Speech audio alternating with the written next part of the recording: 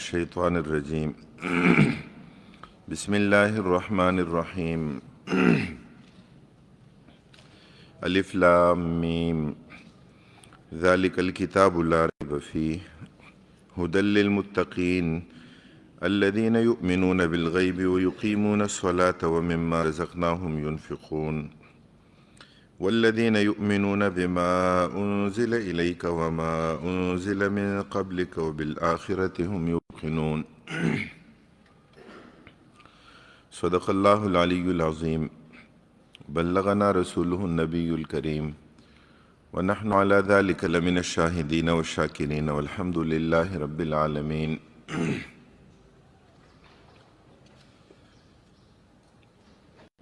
حضرات گرامی، سورہ بقرہ کا ہم نے آغاز کیا۔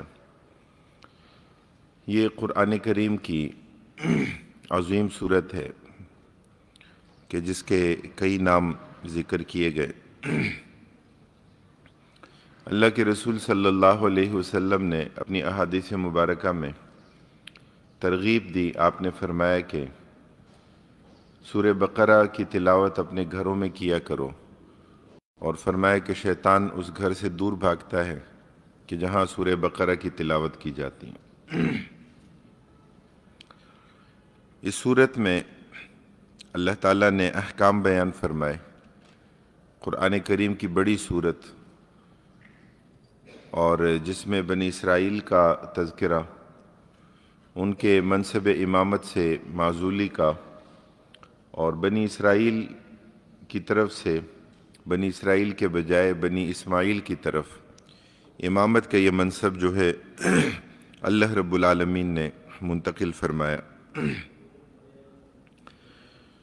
تو حروف مقطعات کے بعد قرآن کریم کی حقانیت بیان کی گئی۔ اس میں اشارہ بعید کا ذکر کیا گیا، اور بعد وہ زمانی یا مکانی نہیں ہے، بلکہ بعد جو ہے وہ شرف کا ہے، اور وہ اعلیٰ و عرفہ مقام اور مرتبہ ہونے کی بنیاد پر ہے۔ اور فرمایا کہ لا ریب فیہ، اللہ تعالیٰ کی اس کتاب میں کوئی شک اور شبہ نہیں ہے۔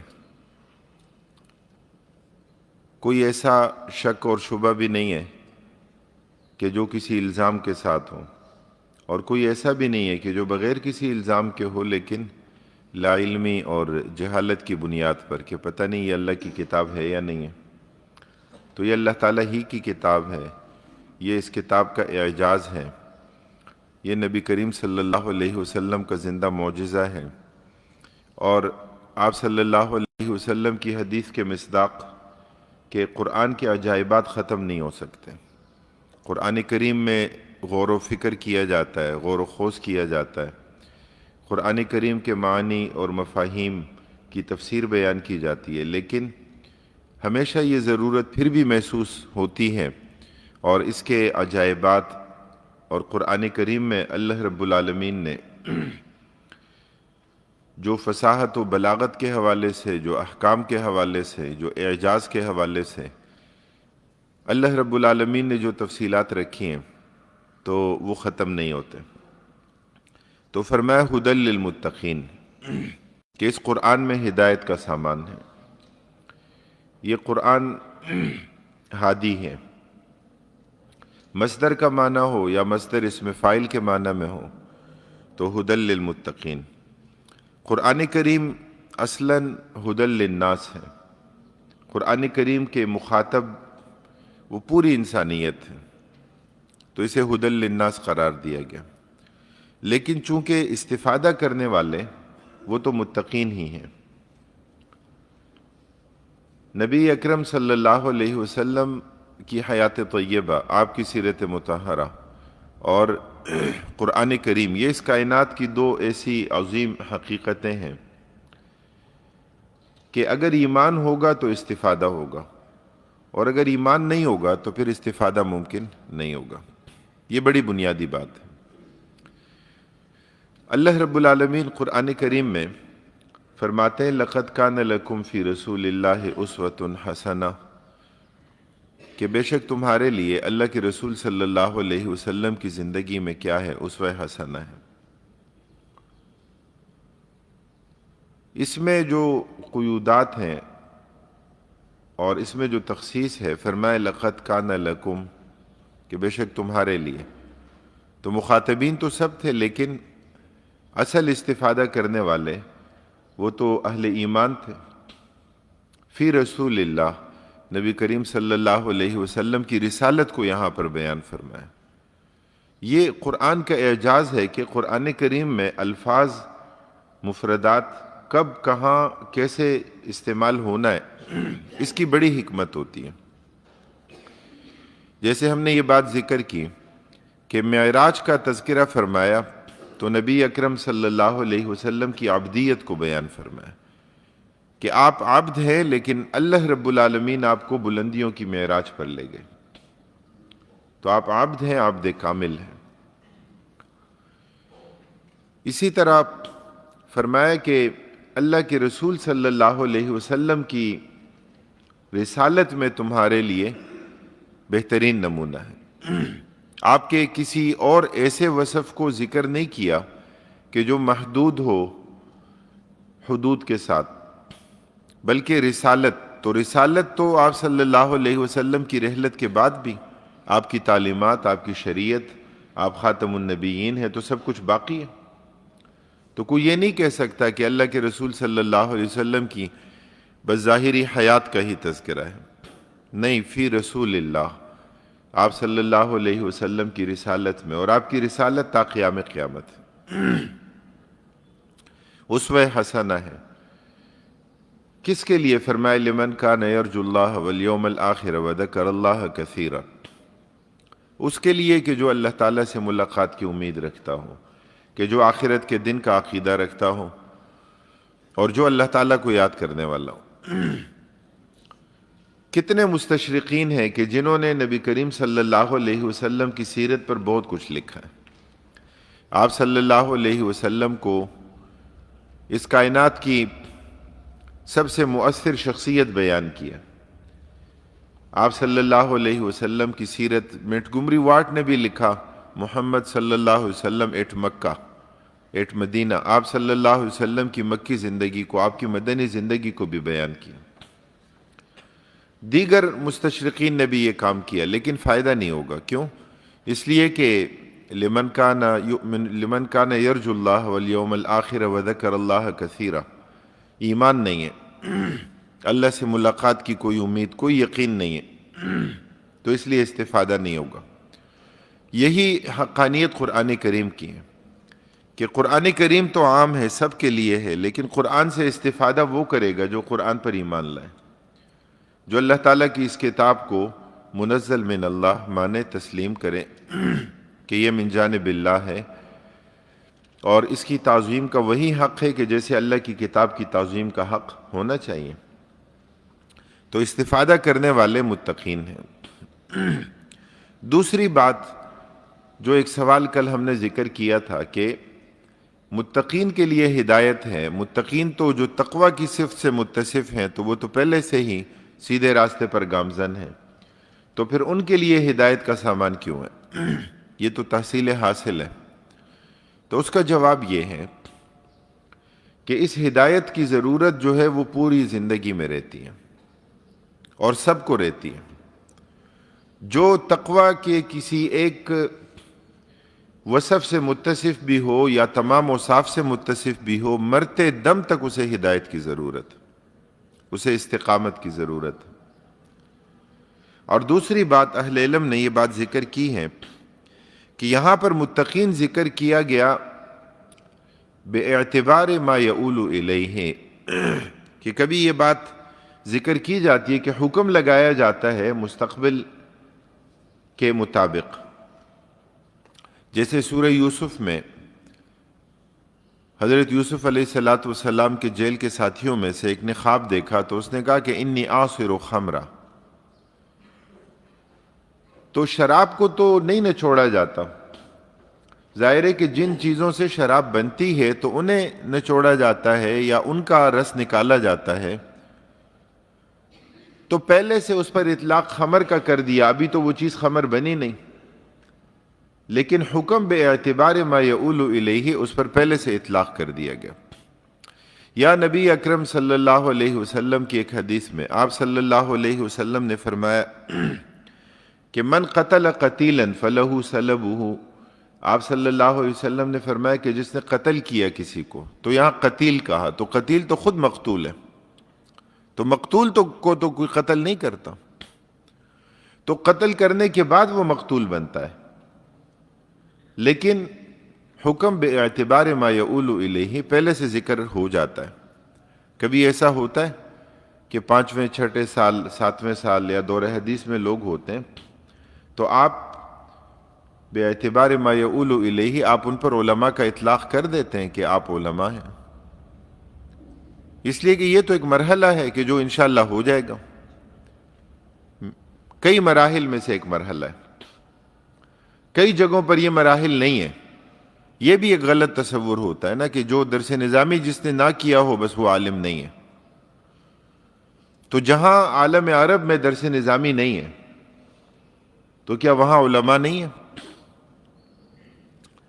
میں کچھ عرصہ پہلے ملیشیا گیا ایک کانفرنس کے لیے، تو حلال سرٹیفیکیشن کی ایک کانفرنس تھی، تو ایک ہمارے دوست ہیں ان سے ذکر کیا کہ ڈاکٹر ذاکر نائک صاحب سے ملاقات ہو، تو انہوں نے کہا ٹھیک ہے میں بات کر لیتا ہوں۔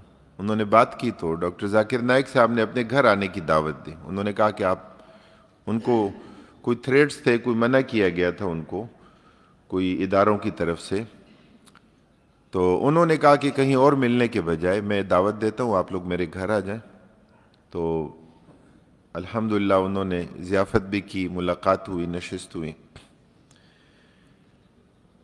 تو مجھ سے یہاں ہمارے ایک دوست نے، ایک عالم دین نے رابطہ کیا، تو مجھے کہا کہ کیا ضرورت تھی ڈاکٹر ذاکر نائک سے ملنے کی؟ تو میں نے کہا کیوں؟ تو کہتے ہیں وہ کوئی عالم تو نہیں ہے۔ تو میں نے کہا آپ کا تصور عالم کیا ہے؟ میں نے کہا ہمیں اس بات کا پتہ ہے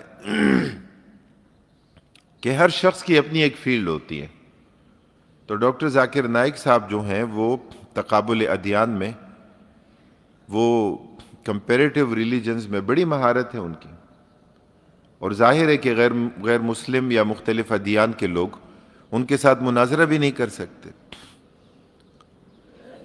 یہ الگ بات ہے کہ ان سے ہم اس بات کا مطالبہ نہیں کرتے کہ آپ کو احادیث علوم الحدیث پر آپ کی کتنی گرفت ہے، وہ کلیم ہی نہیں کرتے، ان کا وہ شعبہ ہی نہیں ہے کہ فقہی احکام میں آپ کی کتنی گرفت ہے، کہ عمومی طور پر علوم القرآن میں کتنی گرفت ہے۔ بھئی جو فرد جس فیلڈ کا ہے، جو اس کا شعبہ ہے، اسی شعبے میں اس کی مہارت ہے، اسی شعبے میں وہ اپنے کام کو آگے بڑھا رہا ہے۔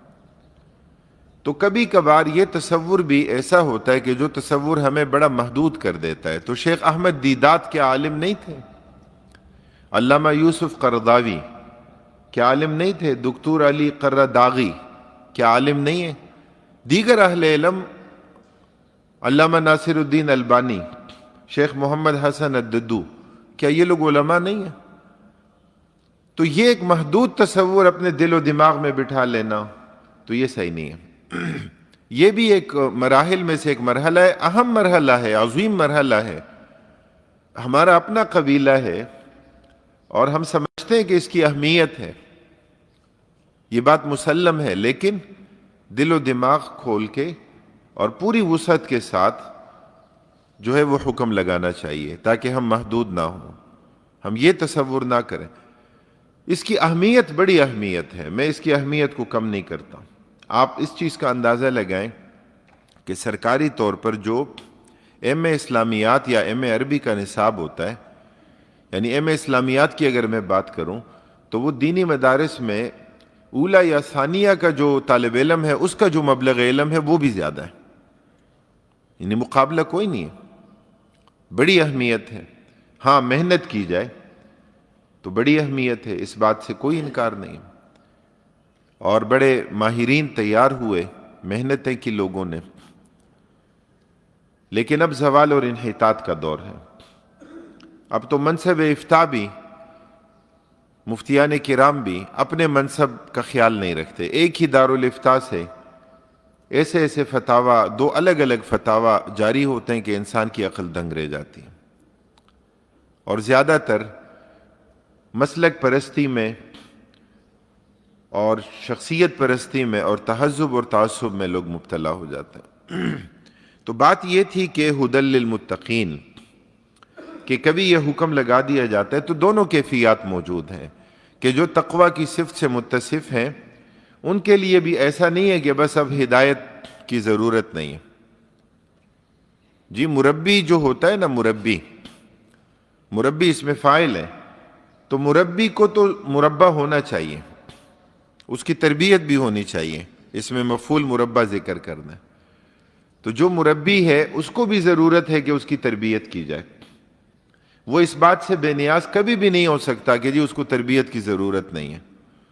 جو قائد ہے، جو لیڈر ہے، تو اس کو بھی تربیت کی ضرورت ہے، لیکن اس کی تربیت کا اپنا ایک دائرہ کار ہے، اس کا اپنا ایک دائرہ کار ہے، اور اس کے مطابق جو ہے وہ اس کی تربیت کا انتظام ہے۔ تو ھدی للمتقین الذین یؤمنون بالغیب ویقیمون الصلاۃ ومما رزقناہم ینفقون۔ اب یہاں سے متقین کی صفات ذکر کی جا رہی ہیں کہ متقین کون ہیں۔ تو فرمایا کہ وہ لوگ ہیں الذین، اس میں موصول، الذین یؤمنون بالغیب، کہ جو ایمان لاتے ہیں غیب پر، ویقیمون الصلاۃ، اور جو قائم کرتے ہیں نماز، ومما رزقناہم ینفقون، اور اس میں سے کہ جو رزق ہم نے انہیں دیا ہے اس میں سے وہ خرچ کرتے ہیں۔ الذین یؤمنون بالغیب، ایمان کا مادہ، اس کے مشتقات، کہ کہیں ایمان کا ذکر ہے، کہیں یؤمنون کا ذکر ہے، کہیں آمن کا ذکر ہے، کہیں آمنو کا ذکر ہے۔ تو ماضی میں، مضارع میں، امر میں، اسم فاعل میں، اسم فاعل مذکر کے لیے، اسم فاعل مؤنث کے لیے، مختلف جو اس کے مشتقات ہیں، قرآن کریم میں 878 مرتبہ اس کا استعمال ہوا ہے۔ کبھی لام کے صلے کے ساتھ آتا ہے، آمن لہو، کبھی لام کے صلے کے بغیر آتا ہے۔ تو ایمان نام ہے اقرار باللسان اور تصدیق بالقلب کا، اور بعض اہل علم کا یہ رجحان ہے کہ اس میں عمل بھی داخل ہے، لیکن عمل اس کی اپنی اصل ماہیت میں نہیں ہے۔ کتنے ہی صحابہ کرام رضوان اللہ علیہ مجمعین ایسے گزرے کہ ایمان لائے، اقرار باللسان کیا، تصدیق بالقلب کی دولت سے مالا مال ہوئے، اور عبادات کا موقع نہیں ملا، میدان جہاد و قتال میں گئے، اللہ تعالیٰ نے شہادت سے سرفراز فرما دیا۔ ایمان میں کبھی ایمان اور کبھی اسلام کا لفظ، کبھی یہ مترادف کے طور پر بھی استعمال ہوتے ہیں، اور کبھی الگ معنی اور مفہوم میں بھی استعمال ہوتے ہیں۔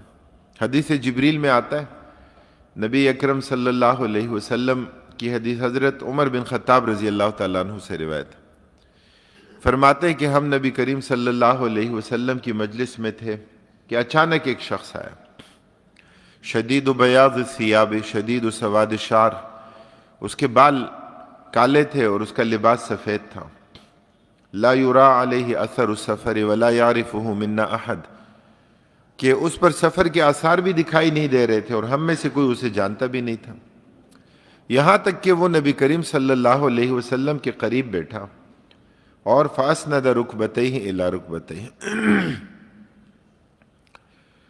اور آپ صلی اللہ علیہ وسلم کے لیے مؤدب ہو کر بیٹھا،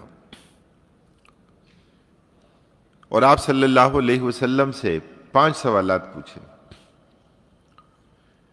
تو کہا کہ یا محمد صلی اللہ علیہ وسلم اخبرنی عن الایمان، اور پوچھا کہ اخبرنی عن الاسلام، اور احسان کے بارے میں پوچھا، اور قیامت کے بارے میں پوچھا، اور قیامت کی علامات کے بارے میں پوچھا۔ تو 5 بنیادی سوالات۔ آپ صلی اللہ علیہ وسلم نے پہلے سوال کا جواب ارشاد فرمایا تو اس نے کہا صدقت، آپ نے سچ فرمایا۔ تو حضرت عمر رضی اللہ تعالیٰ عنہ فرماتے ہیں کہ فَعَجَبْنَا لَهُ يَسْأَلُهُ وَيُصَدِّقُهُ، ہمیں تعجب ہوا کہ خود سوال پوچھ رہے ہیں اور خود ہی تصدیق کر رہے ہیں۔ سوال تو وہ پوچھتا ہے کہ جس کو پتہ نہیں ہوتا، اور تصدیق وہ کرتا ہے کہ جسے پہلے سے پتہ ہو۔ لیکن اس کا پتہ بعد میں چلا کہ آپ صلی اللہ علیہ وسلم نے پوچھا کہ جانتے ہو کہ وہ آنے والا کون تھا، سائل کون تھا؟ تو فرمایا کہ نہیں یا رسول اللہ۔ آپ صلی اللہ علیہ وسلم نے فرمایا کہ وہ جبریل امین تھے، انسانی شکل میں آئے تھے۔ اتاکم یعلمکم دینکم، اس مقصد کے لیے تشریف لائے تھے تاکہ تمہیں تمہارے دین کی تعلیم دیں۔ سوال جواب سے ان کے پیش نظر کوئی ان کے علم میں اضافہ نہیں تھا، بلکہ سوال جواب سے ان کے پیش نظر کیا تھا کہ لوگوں کو ان سوالات کے جوابات معلوم ہو جائیں۔ تو جبریل امین تشریف لائے تھے۔ اس حدیث میں کئی احکام ہیں۔ جبریل امین انسانی، ایک اجنبی انسان کی صورت میں نبی کریم صلی اللہ علیہ وسلم کے پاس تشریف لائے۔ جبریل امین کبھی حضرت دحیہ کلبی رضی اللہ تعالیٰ عنہ کی صورت اختیار کر کے تشریف لاتے تھے کہ حضرات صحابہ کرام رضوان اللہ علیہ مجمعین کا خیال ہوتا تھا کہ یہ حضرت دحیہ کلبی رضی اللہ تعالیٰ عنہ ہیں، اور وہ جبریل امین ہوتے تھے۔ حسین و جمیل صورت لے کر تشریف لاتے تھے۔ آپ صلی اللہ علیہ وسلم سے خطاب کیا تو فرمایا یا محمد صلی اللہ علیہ وسلم۔ یا محمد کا لفظ یا آپ کا اسم مبارک، آپ کا نام نامی، نام گرامی محمد صلی اللہ علیہ وسلم، اللہ تعالیٰ نے اس کا تذکرہ فرمایا ہے، جبریل امین نے اس کا تذکرہ فرمایا ہے، اور اعراب نے اس کا تذکرہ فرمایا ہے۔ اعراب کہ جو آداب سے ناواقف تھے، تو وہ نبی کریم صلی اللہ علیہ وسلم کو سورہ حجرات میں اس کے شان نزول میں آپ پڑھیں گے کہ حجرات کے باہر آ کر تو پکارتے تھے کہ یا محمد صلی اللہ علیہ وسلم اخرج الینا، کہ آپ باہر نکلیے، آئیے ہم سے، ہم ملاقات کے لیے آئے ہیں۔ آداب سے ناواقف تھے۔ تو آداب ہیں، اللہ تعالیٰ نے قرآن کریم میں آداب ذکر فرمائے، تو فرمایا کہ اگر تم کسی کے گھر بھی چلے جاؤ جی اور تم اجازت طلب کرو اور آگے سے تمہیں یہ پتہ چلے، پیغام یہ ملے کہ میں اس وقت ملاقات نہیں کر سکتا، تو فرمایا کہ واپس آ جاؤ۔ تو یہ ادب ہے۔ تو لوگ اس کو بھی ہتک اور توہین سمجھتے ہیں۔ وَإِذَا قِيلَ لَكُمُ ارْجِعُوا فَارْجِعُوا هُوَ أَزْكَىٰ لَكُمْ، اللہ تعالیٰ فرماتے ہیں کہ جب اگر تمہیں کہا جائے کہ آپ واپس چلے جاؤ، واپس تشریف لے، ایک تو یہ کہ باقاعدہ طے کر لو کہ جی ہم نے ملنا ہے، تو کس وقت ملنا ہے، تو طے ہو جائے تو اس وقت ملاقات کرنی چاہیے، وعدہ ہے تو وعدہ پورا کرنا چاہیے۔ لیکن اگر مصروفیت ہو تو اس کی بنیاد پر یہ ضروری نہیں ہے کہ ہر وقت دستیاب ہو، مہیا ہو۔ اور بالخصوص یعنی ہم عام افراد کی بات نہیں کرتے، بالخصوص یہاں تذکرہ تو نبی اکرم صلی اللہ علیہ وسلم کا ہے۔ تو آپ صلی اللہ علیہ وسلم کے حجرات کے باہر آ کر تو وہ آپ کو نام لے کر پکارتے تھے۔ اسی طرح نبی اکرم صلی اللہ علیہ وسلم کا نام لے کر پکارا ہے معترضین نے، مشرکین نے، کفار نے۔ ہمارے بریلوی مکتب فکر کے بھائی، وہ نبی اکرم صلی اللہ علیہ وسلم کے لیے، اب یہ مسلک پرستی نے مسئلہ بگاڑ دیا نا، ورنہ مسئلہ تو اتنا زیادہ نہیں ہے خراب کہ مسلک پرستی ہے، تو ہر جگہ ممبر اور محراب پر بھی یا محمد صلی اللہ علیہ وسلم لکھ دیا جاتا۔ تو اگر سوء ادب پیش نظر نہ ہو اور کوئی کہہ دے تو نفس جواز موجود ہے، لیکن یہ بات ضرور سامنے ہونی چاہیے کہ عقیدہ حاضر ناظر کا نہ ہو، یہ بات ضرور پیش نظر رہنی چاہیے، اور سوء ادب نہ ہو۔ لیکن یہ بات ضرور پیش نظر رہنی چاہیے کہ کیا حضرات صحابہ کرام رضوان اللہ علیہ مجمعین کا یہ عمومی منہج تھا کہ آپ صلی اللہ علیہ وسلم کو اس طرح کے صیغے کے ساتھ تخاطب کرتے تھے حضرات صحابہ کرام رضوان اللہ علیہ مجمعین؟ تو یہ بات پیش نظر رہنی چاہیے۔ آپ صلی اللہ علیہ وسلم کے لیے تو ہمارے ماں باپ قربان، یہ ساری کائنات قربان۔ ہم میں سے کوئی کیا اپنے والد گرامی کا ایسا نام لے سکتا ہے؟ کیا کوئی اپنے دادا حضور کا یوں نام لے سکتا ہے؟ کوئی اپنے پردادا کا یوں نام لے سکتا ہے کہ نام لے کے خطاب کے صیغے کے ساتھ ذکر کر دے؟ لیکن اس کے باوجود اگر کوئی ذکر کرتا ہے اور ان کے عقیدے میں کوئی مسئلہ نہیں ہے تو یہ لفظ مہم ہے لیکن نفس جواز ہے، اس کی بنیاد پر کوئی شرک کا فتویٰ نہیں ہے، اس کی بنیاد پر کوئی فتویٰ اس طرح کا نہیں ہے، لیکن یہ پوری تفصیل ضرور مد نظر رہنی چاہیے۔ تو آپ صلی اللہ علیہ وسلم سے پوچھا، 5 سوالات ہیں بنیادی۔ ایمان کے بارے میں پوچھا، اسلام کے بارے میں پوچھا، احسان کے بارے میں پوچھا، قیامت اور قیامت کی علامات کے بارے میں پوچھا۔ تو یہاں آپ صلی اللہ علیہ وسلم نے ایمان اور اسلام کا فرق ذکر فرمایا ہے۔ تو جب یہ الفاظ استعمال ہوں تو الگ الگ کبھی ان میں فرق ہوتا ہے اور کبھی یہ ایک دوسرے کی جگہ مترادف کے طور پر بھی استعمال ہو جاتے ہیں۔ تو فرق ان دونوں میں کیا ہے کہ ایمان کا تعلق عقیدے کے ساتھ ہے، گویا ایمان کا تعلق تصدیق قلبی کے ساتھ ہے۔ تو فرمایا کہ ایمان یہ ہے کہ ان تؤمن باللہ، کہ تم اللہ تعالیٰ پر ایمان لاؤ، اللہ کے رسولوں پر ایمان لاؤ، اللہ تعالیٰ کی کتابوں پر ایمان لاؤ، اللہ کے فرشتوں پر ایمان لاؤ، یہ ایمانیات ہیں۔ تو ایمان کا تعلق تو دل کے ساتھ ہے، ایمان کا تعلق عقیدے کے ساتھ ہے۔ اور پھر اسلام کا تعلق جو ہے وہ کس کے ساتھ ہو گیا؟ وہ ہو گیا ظاہری اعمال کے ساتھ۔ جہاں پر اسلام کا ذکر کیا تو اسلام سر تسلیم خم کرنا، انقیاد کی حالت کو اپنانا، منقاد ہونا۔ تو نمازوں کا ذکر ہے، روزوں کا ذکر ہے، اللہ تعالیٰ کی عبادات کا ذکر ہے۔ تو اسلام سر تسلیم خم کرنے کو کہتے ہیں، انقیاد کو کہتے ہیں، اطاعت کو کہتے ہیں، جھک جانے کو کہتے ہیں۔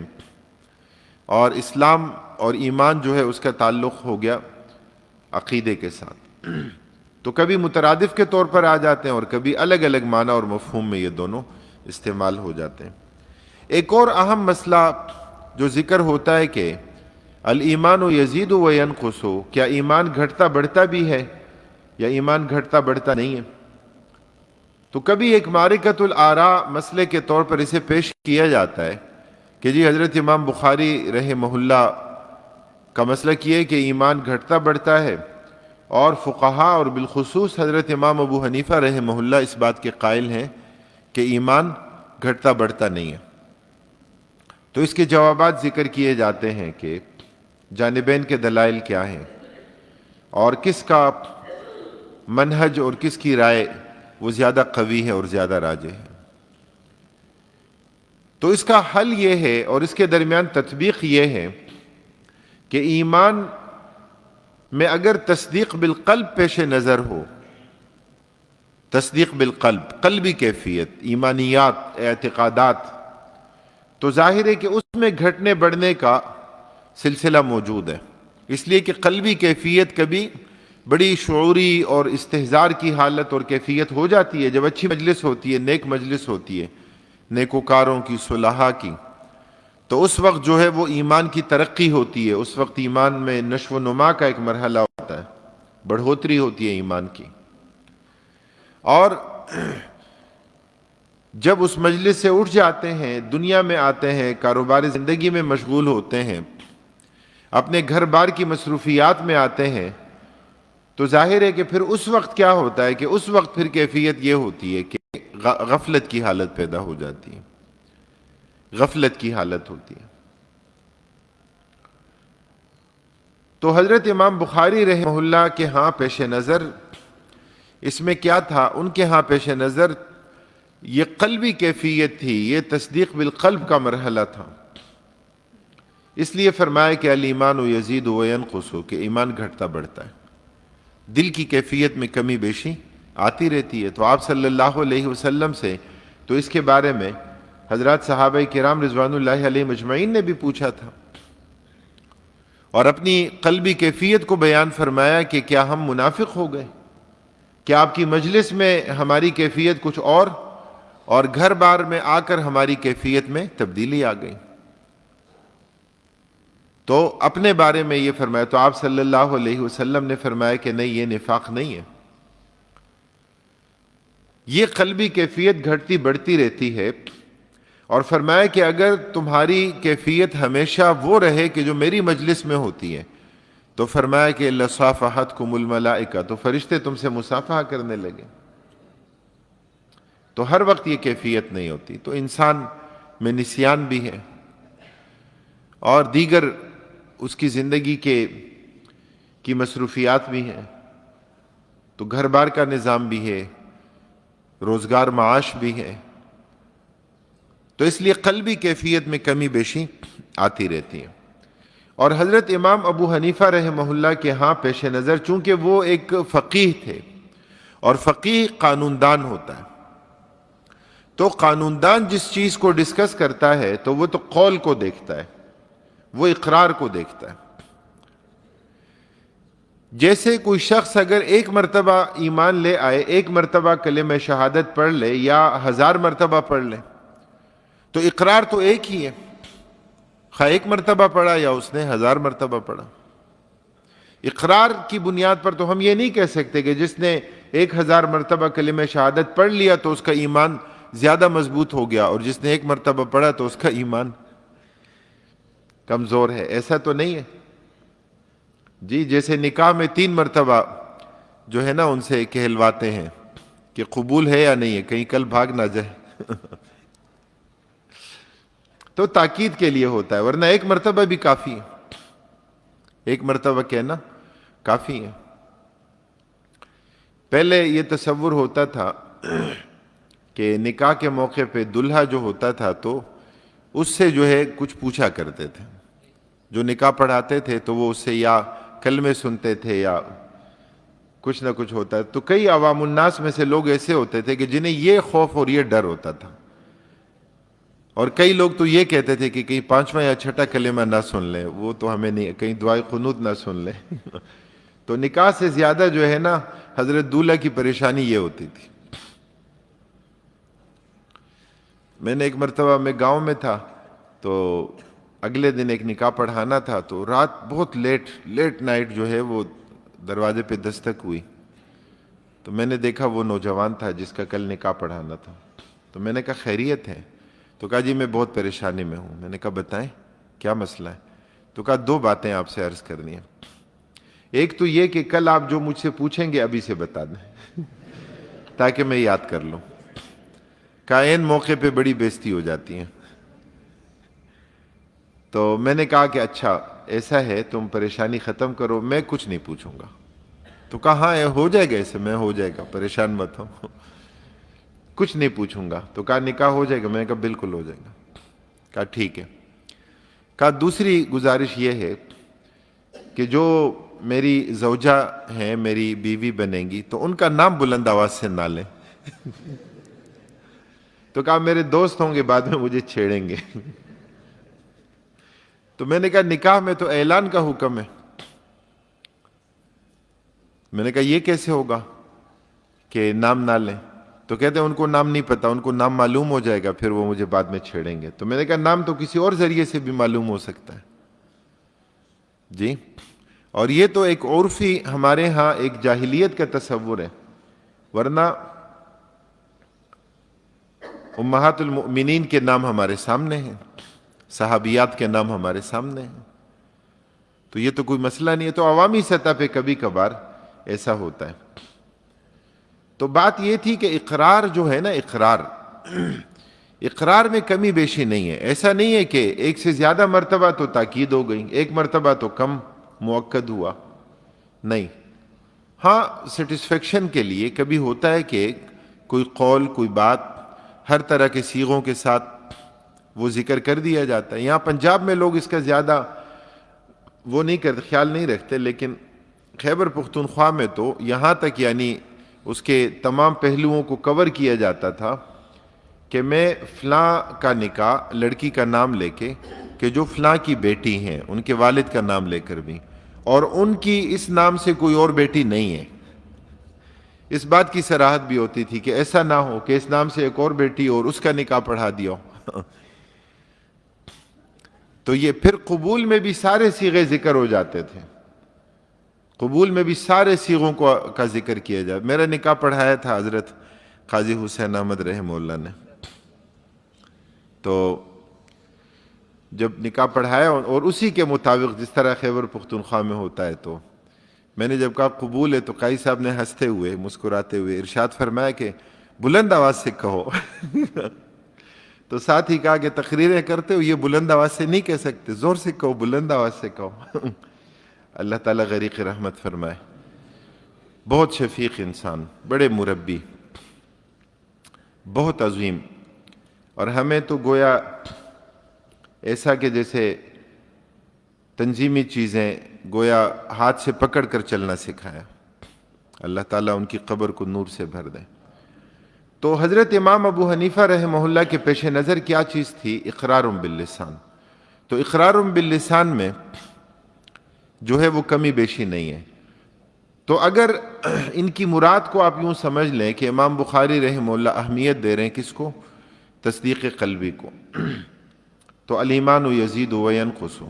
امام ابو حنیفہ رحمہ اللہ اہمیت دے رہے ہیں کس کو؟ اقرار باللسان کو، اس لیے کہ قلبی کیفیت کا تو پتہ نہیں، تو اقرار کی بنیاد پر کمی بیشی نہیں ہوتی۔ الغیب، ایمان بالغیب یہاں پر ذکر کیا ہے۔ مفتی محمد شفیع رحمہ اللہ نے اپنی تفسیر معارف القرآن میں ذکر فرمایا ہے کہ غیب کیا ہے؟ کہ جو عقل اور حواس سے معلوم نہ ہو۔ اہل علم نے غیب کی تعریف ذکر کی کہ غیب کسے کہتے ہیں، اور ہم نے دورہ حدیث میں نے 2 مرتبہ دورہ حدیث کیا۔ تو پہلی مرتبہ جامع امداد العلوم پشاور میں حضرت شیخ حسن جان شہید رحمہ اللہ انہوں نے بخاری پڑھائی، اور دوسری مرتبہ دورہ حدیث کیا جامع اسلامیہ تفہیم القرآن مردان میں حضرت شیخ گوہر رحمان رحمہ اللہ۔ تو شیخ حسن جان فرماتے تھے کہ غیب کیا ہے؟ کہ فرمایا کہ غیب وہ ہے کہ جو حواس سے اور عقل سے معلوم نہ ہو۔ فرمایا کہ غیب وہ ہے کہ جو علم لا متناہی ہو۔ فرمایا کہ غیب وہ ہے کہ جو علم کیا ہو؟ کہ جو علم ذاتی ہو، عطائی نہ ہو، تو اس پر غیب کا اطلاق ہوتا ہے۔ اس لیے ایمان بالغیب کا تو حکم دیا ہے کہ غیب پر ایمان لاؤ۔ جو چیزیں ہمیں حواس سے معلوم نہیں ہوئی، عقل سے بھی معلوم نہیں ہوئی، قرآن کریم کا نازل ہونا، قرآن کیسے نازل ہوا، اللہ تعالیٰ کی یہ کتاب کیسے نازل ہوئی، اس کی کیفیت کیا تھی، ہمیں نہیں پتا۔ اللہ تعالیٰ کے فرشتے کیسے ہیں، ہمیں نہیں پتا۔ اللہ رب العالمین کا عرش کیسا ہے، ہمیں نہیں پتا۔ اللہ تعالیٰ نے جنت اور جہنم تیار کر رکھی ہے، کیسی ہے، ہمیں تفصیلات نہیں معلوم۔ اللہ تعالیٰ نے ہم سب کی تقدیر لکھی ہے، کہاں ہے، کیسے ہے، ہمیں نہیں پتا۔ ایمانیات کا جو بھرپور ایک نظام ہے، تو اس میں کیا ہے کہ وہ ہمارے حواس سے اور ہماری عقل سے اور اس کے صریحی تقاضے سے ہمیں نہیں پتا، لیکن ہم ایمان رکھتے ہیں، اس لیے کہ ہمیں اس کے بارے میں اللہ اور اللہ کے رسول صلی اللہ علیہ وسلم نے بتایا۔ اور وہ جو ہم نے پہلے بات ذکر کی تھی کہ ہمارا جو تصور علم ہے، اس میں علم کا سب سے اعلیٰ ذریعہ وہ وحی ہے۔ حواس کی بھی لمٹ ہے اور عقل کی بھی اپنی ایک حد ہے، لیکن وحی جو ہے اس کے لیے کوئی لمٹ اور کوئی حد نہیں ہے، وہ لا محدود ہے۔ تو ایمان بالغیب کا ذکر یہاں پر کیا گیا۔ ویسے یہ ایک اختلافی مسئلے کے طور پر مسئلہ علم غیب کا آتا ہے اور اس مسئلے کو بھی مسلک پرستی نے بگاڑ کر رکھ دیا، ورنہ اگر سمجھنے سمجھانے کی بات ہوتی تو شاید اتنی مشکل نہ تھی۔ اگر سمجھنے سمجھانے کی بات ہوتی تو سمجھنا سمجھانا تو تب ہوگا نا کہ جب سیز فائر ہو، تو تب ہوگا کہ جب آپس میں مفاہمت ہو، تو ایک دوسرے کے دلائل کو دیکھیں کہ بھئی آپ کی دلیل کیا ہے، میری دلیل کیا ہے۔ میری دلیل اگر راجح نہیں ہے تو میں اپنی رائے سے رجوع کر لیتا ہوں، آپ کی دلیل اگر نہیں ہے تو آپ رجوع کر لو، اور اگر دونوں کا امکان ہے تو آپ کی دلیل آپ اس پر عمل کرو اور میری دلیل میں اس پر عمل کروں۔ علمی اختلاف تو اسی کا نام ہے، یہ لڑائی جھگڑے کا نام تو نہیں ہے۔ تو علم غیب کی یہ جو تعریف ذکر کی گئی کہ علم غیب کا اطلاق ان علوم پر، ان چیزوں پر ہوتا ہے۔ اللہ رب العالمین نے علم غیب کا اس بات کیا ہے صرف اپنے لیے، مفاتیح الغیب کا اطلاق کیا ہے صرف اپنے لیے، وَعِندَهُ مَفَاتِيحُ الْغَيْبِ لَا يَعْلَمُهَا إِلَّا هُوَ۔ اور نبی اکرم صلی اللہ علیہ وسلم سے بھی علم غیب کی نفی فرما دی۔ آپ صلی اللہ علیہ وسلم فرماتے ہیں کہ وَلَوْ كُنْتُ أَعْلَمُ الْغَيْبَ لَاسْتَكْثَرْتُ مِنَ الْخَيْرِ، اگر میں غیب پر قادر ہوتا، میں علم رکھتا، مستقبل کے بارے میں پتہ ہوتا، کل کے بارے میں پتہ ہوتا، تو انسان اپنے لیے فائدہ بھلائیاں جمع کر لیتا ہے نا، خود سے نقصان کو دور کر لیتا ہے۔ ہاں لیکن انباء الغیب کی نسبت ہے کہ اللہ تعالیٰ کی طرف سے وحی کی گئی، تلک من انباء الغیب نوحیہا الیک۔ حضرت شیخ حسن جان رحمہ اللہ نے جب علم غیب کی یہ تعریف ذکر کی تو میں نے یہ سوال پوچھا کہ بریلوی مکتب فکر کے لوگ نبی کریم صلی اللہ علیہ وسلم کے لیے جو علم غیب ثابت کرتے ہیں تو معراج کا واقعہ ذکر کر دیتے ہیں، جو علم غیب ذکر کرتے ہیں تو وہ وحی کے مختلف واقعات بیان کر دیتے ہیں، اور ظاہر ہے کہ ان میں سے کوئی بھی نبی کریم صلی اللہ علیہ وسلم کے لیے ایسا علم ثابت نہیں کرتا کہ جو نبی کریم صلی اللہ علیہ وسلم کا ذاتی ہو، عطائی من جانب اللہ نہ ہو، تو ایسا علم تو ثابت نہیں کرتے۔ وہ تو جو بھی ہے علم کا دائرہ وہ تو من جانب اللہ ہے، اللہ کی جانب سے ہے، اللہ تعالیٰ کی طرف سے ہے، تو وحی کے ذریعے پتہ چلا۔ تو وحی کے ذریعے تو پورا قرآن وحی کے ذریعے آیا ہے، وحی کے ذریعے تو نبی کریم صلی اللہ علیہ وسلم کو مستقبل کی خبریں بتائی گئیں۔ تو میں نے یہ سوال پوچھا تو حضرت شیخ حسن جان رحمہ اللہ نے فرمایا کہ اگر ایسا ہو کہ کوئی شخص نبی کریم صلی اللہ علیہ وسلم کے لیے ایسا علم غیب ثابت نہیں کرتا کہ جو علم ذاتی ہو، عطائی نہ ہو، کہ جو لامحدود نہ ہو، کہ جو حواس اور عقل سے معلوم نہ ہو، تو فرمایا کہ پھر یہ اس پر کوئی شرک کا اطلاق نہیں کر سکتا، البتہ زیادہ سے زیادہ یہ کہہ سکتے ہیں کہ یہ ایک موہم کلمہ ہے، موہم ہے، وہم میں ڈالنے والا ہے، اس کے نتیجے میں وہم میں لوگ مبتلا ہو جاتے ہیں کہ جی غیب کی تو نفی ہے تو پھر آپ غیب کا اس بات کیسے کرتے ہیں۔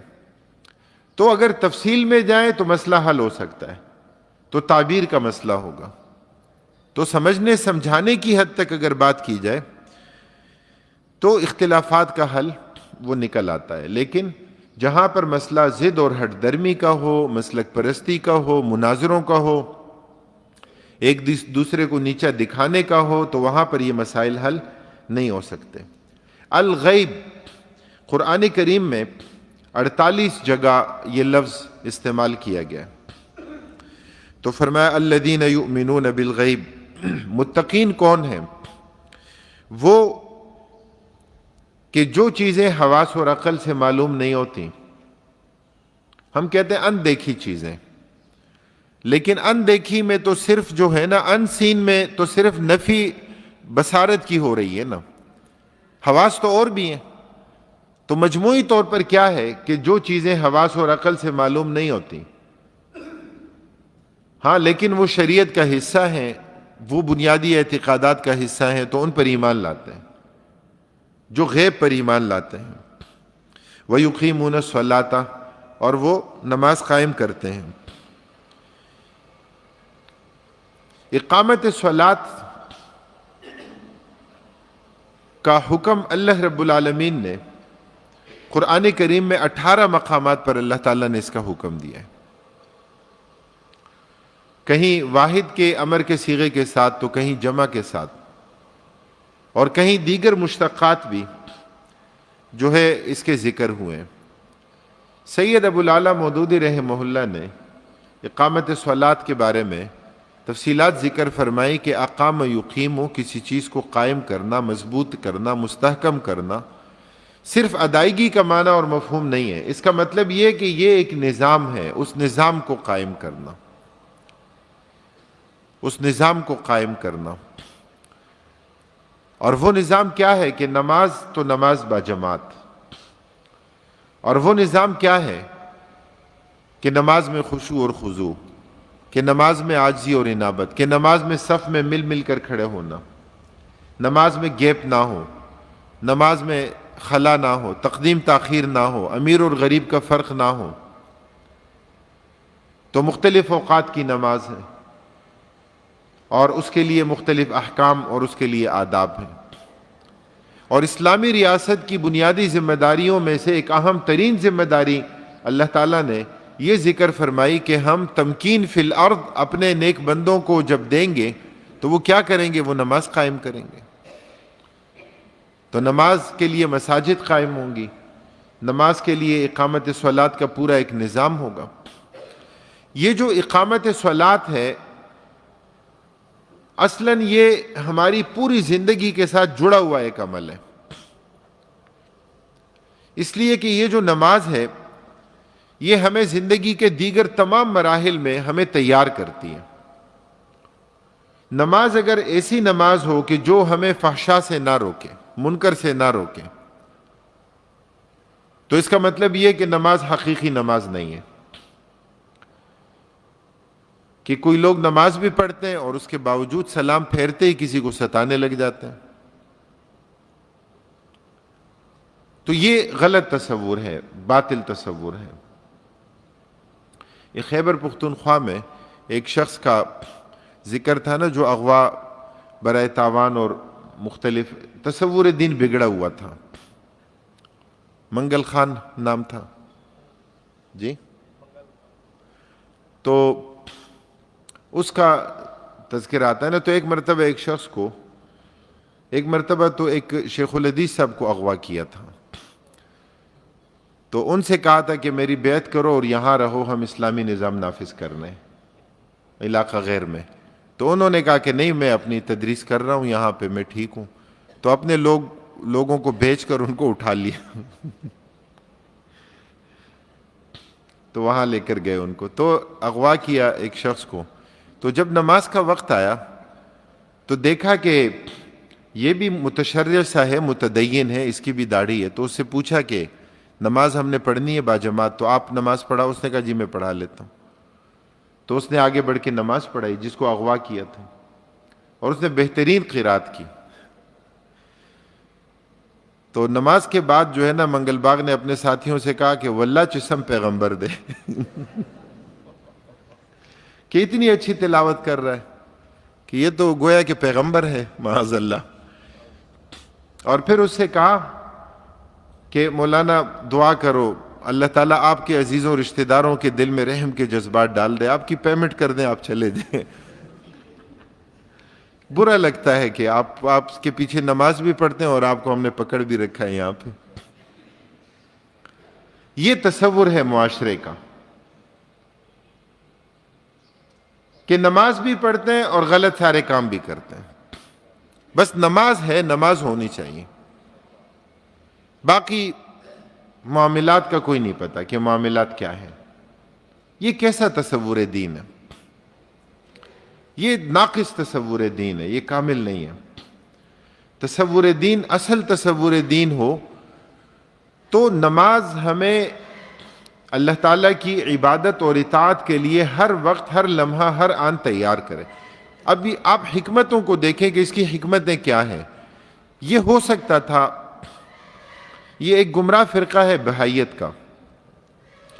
ان لوگوں کا تصور یہ ہے، وہ گویا کئی مذاہب اور ادیان کو جمع کر لیتے ہیں، اور وہ یہ کہتے ہیں کہ یہ بندے کی اپنی کمٹمنٹ ہے اپنے رب کے ساتھ کہ جو عبادت کرنا چاہے. تو کہا کہ اگر زیادہ کوئی مصروف شخصیت ہے تو وہ اپنے رب کے ساتھ کمٹمنٹ کر لے کہ یا الہ العالمین کہ میں 5 نمازیں نہیں پڑھ سکتا اور آپ مجھے اس بات کی چھوٹ دے دیں، میں بس 3 پڑھوں گا. تو جو وہ طے کر لے اپنے رب کے ساتھ، یا اس سے کم یا اس سے زیادہ. یہ ایک الگ تصور ہے. دیکھیں کہ اللہ تعالیٰ نے نمازیں فرض کی ہیں اور نمازیں مختلف اوقات میں فرض کی ہیں، اور ان کے اوقات بھی وہ بھی توقیفی ہیں، اور نمازوں کی کیفیات بھی توقیفی ہیں. عبادات میں اصل توقیف ہے. تو کوئی یہ کہہ سکتا ہے، یہ بات ذہن میں آ سکتی کہ ابھی 5 نمازیں تھیں تو ایسا ہوتا کہ دن میں ایک ہی مرتبہ 5 نمازیں پڑھ لیتے. تو کبھی یہ تصور ہوتا ہے لوگوں کا. ہم سفر پہ نکلتے ہیں تو کبھی دور کا سفر ہوتا ہے، یا راستے میں کہیں دوبارہ رکنے کی جگہ نہیں ہوتی، یا تو کبھی جمع بین الصلاتین پر عمل کر ہی لیتے ہیں، لیکن جمع تقدیم کو زیادہ اہمیت دے دیتے ہیں کہ جمع تقدیم ہو جائے، کہ پہلے پڑھ لیں. تو ایک مرتبہ ایک نئے ڈرائیور صاحب ہمارے ساتھ تھے، تو ان سے میں نے پوچھا، تو میں نے کہا کہ عصر کی نماز کا پوچھا کہ عصر کی نماز نہیں پڑھی. تو انہوں نے کہا کہ وہ میں نے جمع کر لی تھی. تو میں نے کہا کیسے؟ تو انہوں نے کہا کہ عصر اور مغرب جمع کر لی تھی. میں نے کہا بھئی یہ 2 جمع نہیں ہوتی. کیا آپ سمجھتے ہیں کہ ہر 2 جمع ہو جاتی ہیں جس کو بھی چاہتے ہیں؟ تو یہ مواقیت الصلاۃ میں اس کی تفصیل آئے گی کہ ظہر میں مثل اول اور مثل ثانی کا حکم ہے، تو اس کی تفصیل موجود ہے. تو شاہ انور شاہ کشمیری رحمہ اللہ نے بھی یہ بات ذکر کی. کئی اقوال میں سے ایک قول یہ ہے، اور امام ابو حنیفہ رحمہ اللہ کا بھی ہے. تو وہ کیا ہے کہ مثل اول سے لے کر مثل ثانی تک کا وقت مشترک ہے بین الظہر والعصر للمعذورین والمسافرین.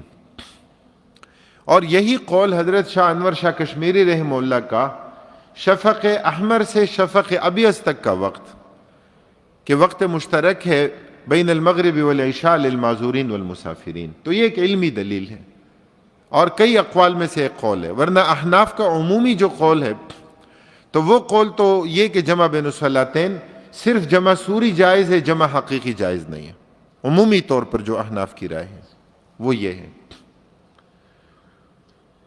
تو مختلف اوقات میں فرض کی، اس لیے کہ اللہ تعالیٰ کی یاد کا ذریعہ ہے. تو اللہ تعالیٰ کی یاد، اللہ کا ذکر ہونا چاہیے دن میں بھی رات میں بھی، عصر میں بھی ہونا چاہیے. کاروبار میں مشغول ہیں، مصروف ہیں، تو ہر تھوڑے تھوڑے وقت کے بعد اللہ تعالیٰ کے لیے جھک جاؤ، اللہ تعالیٰ کے لیے انابت، عاجزی کا اظہار. تو یہ ضروری ہے. اس سے کیا ہوگا کہ اس سے بندہ مومن کی جو پوری زندگی ہے وہ ٹھیک رہے گی. اسے ہر لمحہ پتہ ہوگا کہ میں جواب دہ ہوں. کہیں اگر کوئی شیطان کی دسیسہ کاری اور شیطان کی وسوسہ اندازی آئے گی تو اس کو پتہ ہوگا کہ نہیں، میں جواب دہ ہوں، میں نے اپنے رب کو جواب دینا ہے. تو یہ ہے اقامت صلاۃ. بعد میں پوچھ لیں، بعد میں سوال درمیان میں نہ وہ کریں. وَيُقِيمُونَ الصَّلَاةَ، اقامت صلاۃ مستلزم ہے. اقامت صلاۃ آگے بڑھ کر یہ بات کہاں جائے گی؟ اقامت دین کے لیے. اس لیے کہ اقامت صلاۃ ہماری انفرادی زندگی میں بھی اور ہماری اجتماعی زندگی کے تمام دائروں میں. تو اقامت صلاۃ، تو نتیجہ کیا نکلے گا کہ اقامت صلاۃ مستلزم ہوگا کس کے لیے؟ اقامت دین کے لیے. اور نبی اکرم صلی اللہ علیہ وسلم نے اپنی ایک حدیث میں اس کا تذکرہ فرمایا ہے کہ من اقامہا فقد اقام الدین، کہ جس نے نماز قائم کر لی، اقامت صلاۃ کا مرحلہ ہو گیا، تو کیا ہوگا کہ اس نے اپنے دین کو قائم کر لیا. یہ جو مختلف اذکار ہیں، مختلف مسنون دعائیں ہیں، ان کی بھی مختلف حکمتیں ہیں۔ آپ دیکھیں زندگی کا کون سا مرحلہ ایسا ہے کہ جس کے لیے کوئی مسنون دعا نہ ہو؟ کھانا کھانے سے پہلے کی بھی دعا، کھانا کھانے کے بعد کی بھی دعا، آئینے میں دیکھنے کی بھی دعا، گھر میں داخل ہونے نکلنے کی، مسجد میں آنے جانے کی، سونے سے پہلے، سونے جاگنے کے بعد کی دعا، کوئی پھل کھا رہے ہیں، دودھ پی رہے ہیں، کوئی بھی اور زندگی کا مرحلہ، تو ان سب کے لیے کیا ہے؟ دعائیں ہیں۔ تو اس کی بنیادی وجہ کیا ہے؟ کہ ہر وقت اللہ تعالیٰ کی یاد ہو، کہ کبھی بھی اللہ تعالیٰ کی یاد سے ہم غافل نہ ہوں۔ تو یہ ہے اقامت صلاۃ، اور اقامت صلاۃ مستلزم ہے اقامت دین کے لیے۔ وَمِمَّا رَزَقْنَاهُمْ يُنْفِقُونَ، اور فرمایا کہ جو ہم نے انہیں رزق دیا ہے اس میں سے خرچ کرتے ہیں۔ متقین کا وصف، متقین کی صفت یہاں پر بیان کی گئی۔ یہاں اس سے مراد مالی انفاق ہے، رزق میں خرچ کرنا جو ہم نے انہیں دیا ہے، تو یہاں پر اس سے مراد جو ہے وہ مال ہے، انفاق ہے۔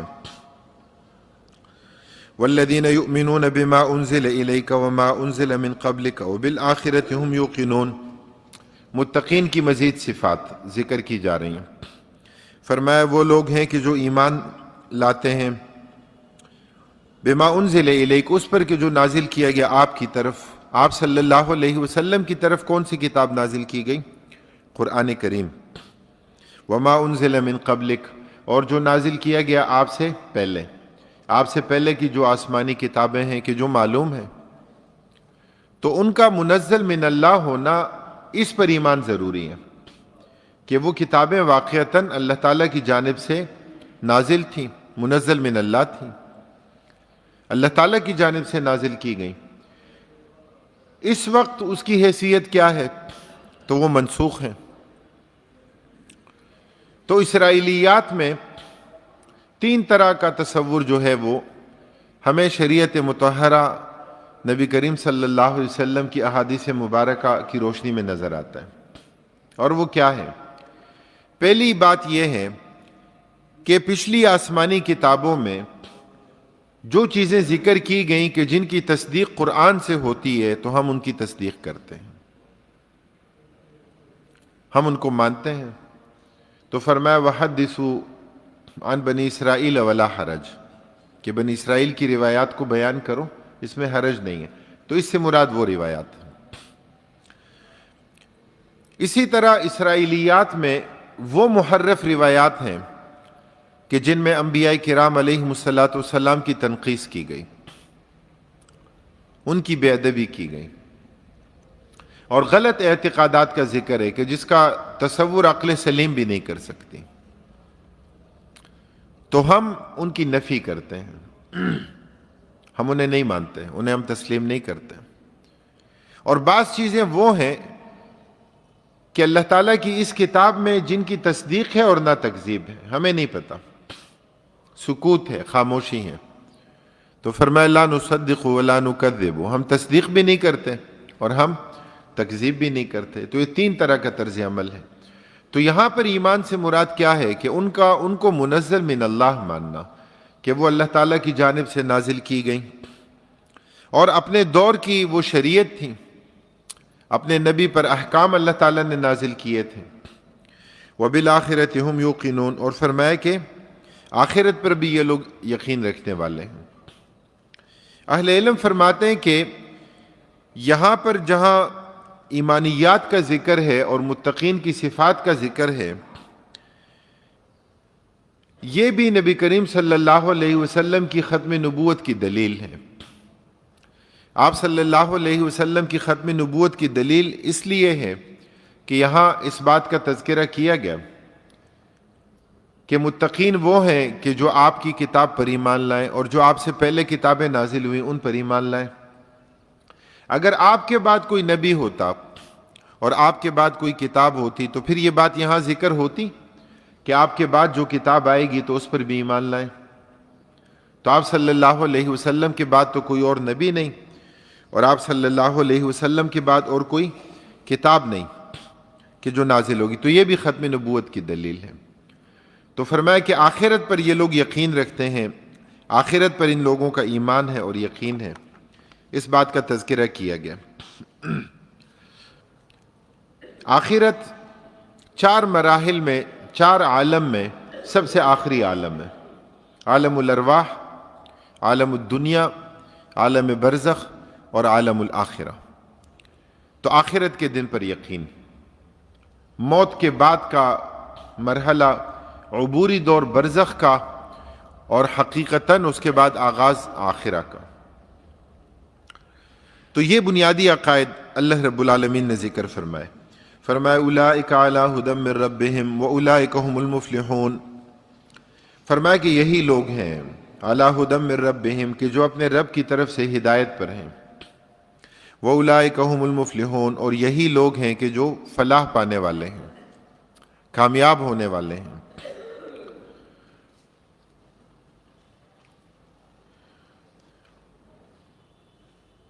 اولئک علی ھدی من ربہم، اولئک اس میں اشارہ جمع کے صیغے کے ساتھ، اور اس سے مقصود مشار الیہ متقین ہے۔ مقصود مشار الیہ کون ہے؟ متقین۔ اولئک علی ھدی، فرمایا کہ یہ لوگ ہدایت پر ہیں، من ربہم، اپنے رب کی طرف سے۔ ھدن نکرہ ذکر کیا گیا، تنوین ہے، اور تنوین تنکیر کے لیے ہے، اور یہاں پر تنکیر تعظیم کے لیے ہے کہ یہ اللہ تعالیٰ کی جانب سے بہت بڑی ہدایت ہے ان کے لیے۔ وَأُولَئِكَ هُمُ الْمُفْلِحُونَ، اور فرمایا کہ یہی لوگ ہیں فلاح پانے والے ہیں۔ مفلح اس میں فاعل کا صیغہ ہے، اور فلاح کاشتکار کو کہتے ہیں۔ فلاح کا لفظ استعمال ہوتا ہے لغتاً، یہ کہتے ہیں کس کو؟ الشق کو، چیرنے کو اور کاٹنے کو۔ کاشتکار جو ہوتا ہے وہ زمین میں ہل چلاتا ہے، وہ گویا زمین کو چیرتا ہے۔ پھر اس کی مناسبت جو ہے وہ کامیابی کے لیے کیا ہے؟ لغوی مفہوم تو چیرنے کا یا کاٹنے کا آ گیا، تو جو اس کا اصطلاحی مفہوم ذکر ہوتا ہے، لغوی اور اصطلاحی میں دونوں میں مناسبت کیا ہے؟ تو دونوں میں مناسبت یہ ہے کہ جو کامیاب ہوتا ہے وہ مصائب، مشکلات اور تکالیف کا سینہ چیرتا ہے۔ کامیابی ملتی ہے تو کامیابی کے لیے کیا کرنا پڑتا ہے؟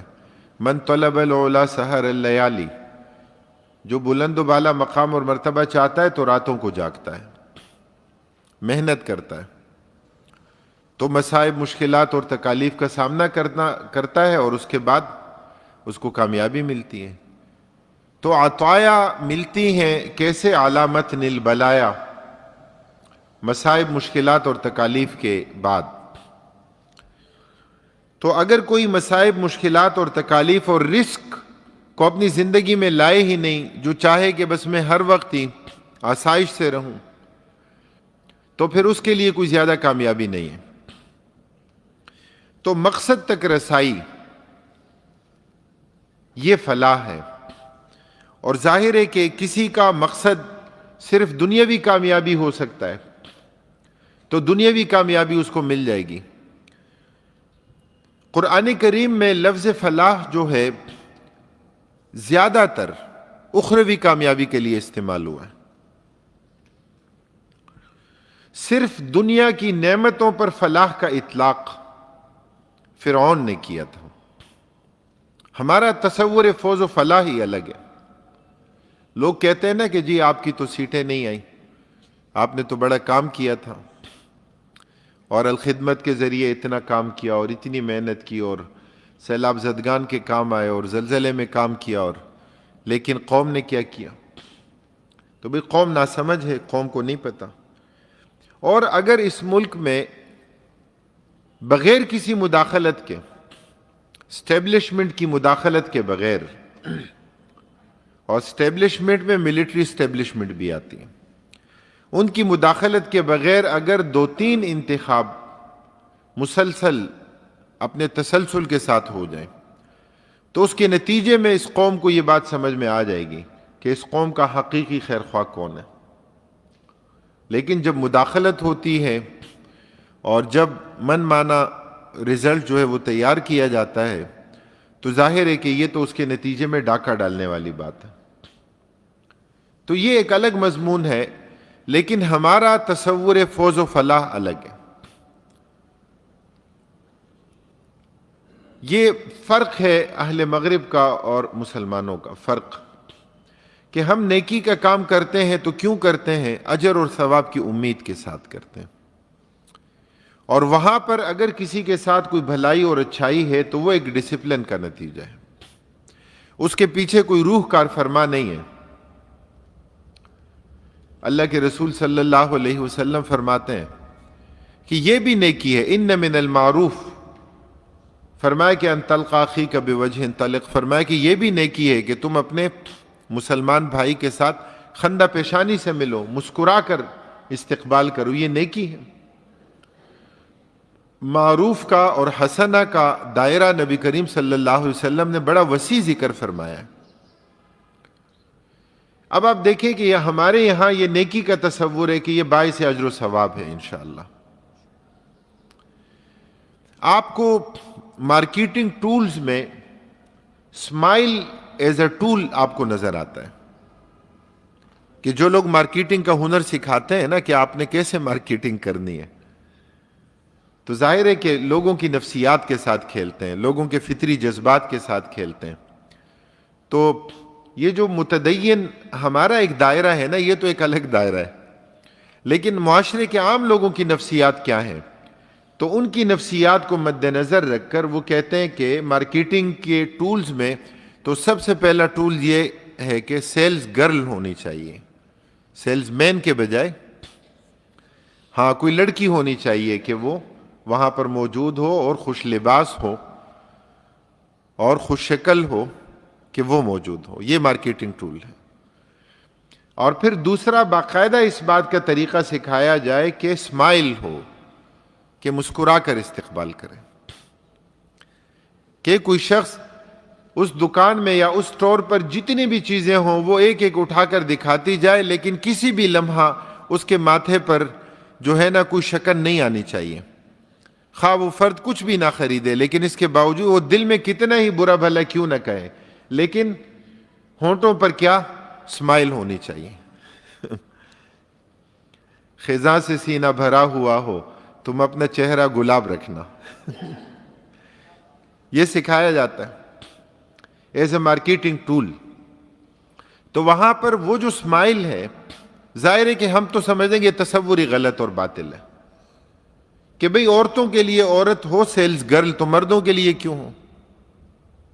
نہیں ہونا چاہیے، مخلوط سوسائٹی نہیں ہونی چاہیے، مخلوط نظام نہیں ہونا چاہیے، غلط ہے، باطل ہے۔ یہ جو ٹیلی ویژنز کے لیے اشتہارات تیار کیے جاتے ہیں تو اس میں بھی یہی مارکیٹنگ ٹول جو ہے نا یہی پیش نظر ہوتا ہے، چونکہ سروے بیسڈ اور ریسرچ بیسڈ چیزیں ہوتی ہیں، اور انہوں نے باقاعدہ اس پر ریسرچ کی ہوتی ہے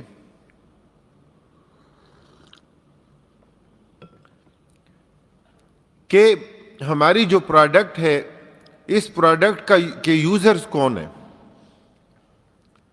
کہ اس کے یوزر جو ہیں وہ نوجوان ہیں، تو نوجوانوں کی اکثریت کیا دیکھنا چاہتی ہے، تو اس لیے اشتہارات ایسے بنتے ہیں جی کہ کولڈ ڈرنک کا اشتہار ہوتا ہے اور اس میں دکھاتے ہیں کہ کولڈ ڈرنک پینے کے بعد آپ میں اتنی طاقت آ گئی کہ آپ نے ایک پہاڑی سے دوسری پہاڑی پہ چھلانگ لگا دی، اور لڑکیاں آپ کا دیدار کر رہی ہیں۔ تو وہ کولڈ ڈرنک پیتے وقت جو ہے نا اس امت کا نوجوان بھی اپنے ایک فرضی تخیل میں ڈوبا ہوا ہوتا ہے، لوگوں کو خوابیدہ بنا دیا اور اس کے ذریعے اپنی دکانداری چمکا دی۔ یہ جھوٹ کا کاروبار ہے، اسباب تعیش کو ضرورت بنا کر رکھ دیا کہ یہ گویا آپ کی ضرورت ہے، کوئی آپ کی ضرورت نہیں ہے، آپ کی استطاعت نہیں ہے۔ میں کہتا ہوں آپ کے گھر میں فریج فریزر نہیں آ سکتا، تو کیا ہمارے گھروں میں ہمارے گاؤں میں کیا مٹکے نہیں ہوتے تھے؟ تعیش کیا ہے اور بنیادی ضرورت کیا ہے، اس فرق کو سمجھنا چاہیے۔ آپ کی استطاعت اگر بائک کی ہے، آپ کے پاس موٹر سائیکل ہے تو اچھی بات ہے، تو بینک ترغیب دیتے ہیں کار فار یو، کہ کوئی بات نہیں، آپ اس کی انسٹالمنٹس کروا لو اور آپ قسطوں پہ خرید لو اور آپ گاڑی کے مالک بن جاؤ۔ تو تعیشات کو بنیادی ضرورت بنا دینا، اور اس میں کیا ہوتا ہے، اشتہارات یہ کام کرتے ہیں، حرص میں اضافہ ہوتا ہے، طلب میں اضافہ ہوتا ہے، لوگوں کا مائنڈ سیٹ چینج کیا جاتا ہے، لوگوں کی نفسیاتی کیفیت میں فرق پیدا کیا جاتا ہے، اور اس کے نتیجے میں اس کا جو لازمی نتیجہ ہے، اس معاشرے میں حرص اتنا بڑھ گیا کہ معاشرے سے قناعت رخصت ہو گئی۔ ہم گاؤں کا پس منظر رکھنے والے لوگ، کیا ہم یہ بات نہیں جانتے کہ ہمارے گاؤں میں، دیہاتوں میں ایک عرصے تک ہر گھر میں کنواں نہیں ہوتا تھا، کسی ایک جگہ سے پانی لے کے آتے تھے، یہاں تک کہ ہر گھر میں تندور نہیں ہوتا تھا، اور کسی ایک گھر میں وہ عورتوں کی سوشل گیدرنگ کی بھی ایک جگہ ہوتی تھی کہ وہاں آ کر وہ اکٹھی ہوتی تھی۔ ہر گھر والوں کے پاس اتنے بسترے اور اتنی چارپائیاں نہیں ہوتی تھیں کہ وہ مہمانوں کے کام آتی، لیکن خوشی غمی سانجھی ہوتی تھی، مہمان سانجھا ہوتا تھا، کہ ہر فرد جو ہے پوچھتا تھا کہ یہ مہمان ہے، یہ بندہ نیا آیا ہے، یہ کس کا مہمان ہے، اور ہر گھرانہ اس کو قبول کرتا تھا، اس کو دعوت دینے کے لیے، اس کو کھلانے کے لیے، اس کے لیے سلانے کے لیے، اس کو سونے کی جگہ دینے کے لیے۔ لیکن اب کیا ہوا کہ اب وسائل تو زیادہ ہو گئے، لیکن قناعت رخصت ہو گئی۔ تو اس وقت کے جب قناعت تھی تو کتنی بیماریاں تھیں کہ ان بیماریوں کا جو علاج تھا وہ مقامی جو امام مسجد ہوتے تھے، بس ان کے دم سے ہی اللہ تعالیٰ اس بیماری کو رفو چکر کر دیتے تھے، بیماری ختم جی۔ یا اسپیشلسٹ ڈاکٹر بھی نہیں ہوتے تھے تو وہ عام جو کہیں کسی ہاسپٹل میں کسی ڈاکٹر کے پاس اس نے کام کیا ہے، کوئی کمپاؤنڈر ٹائپ، تو وہ کیا ہے، وہ نیلی پیلی دوائیں کوئی ہوتی تھی ان کے پاس، کوئی محلول وہ دے دیتے تھے اور اس کے ذریعے بھی اللہ تعالیٰ شفا یاب کر دیتے تھے۔ لوگ وقت کے لحاظ سے غریب نہیں تھے، ایک دوسرے کے لیے وقت بہت تھا، خوشی غمی میں ایک دوسرے کا ہاتھ بٹاتے تھے، ایک دوسرے کے کام آتے تھے۔ اور پھر تیز رفتار دور آ گیا، اب پڑوسی کو پڑوسی کا نہیں پتا، قناعت رخصت ہو گئی۔ تو اب جو ہے لوگ آتے ہیں اور پریس کلب کے باہر گلے میں کتبے لٹکاتے ہیں کہ گردے برائے فروخت، اور کہتے ہیں بچے برائے فروخت۔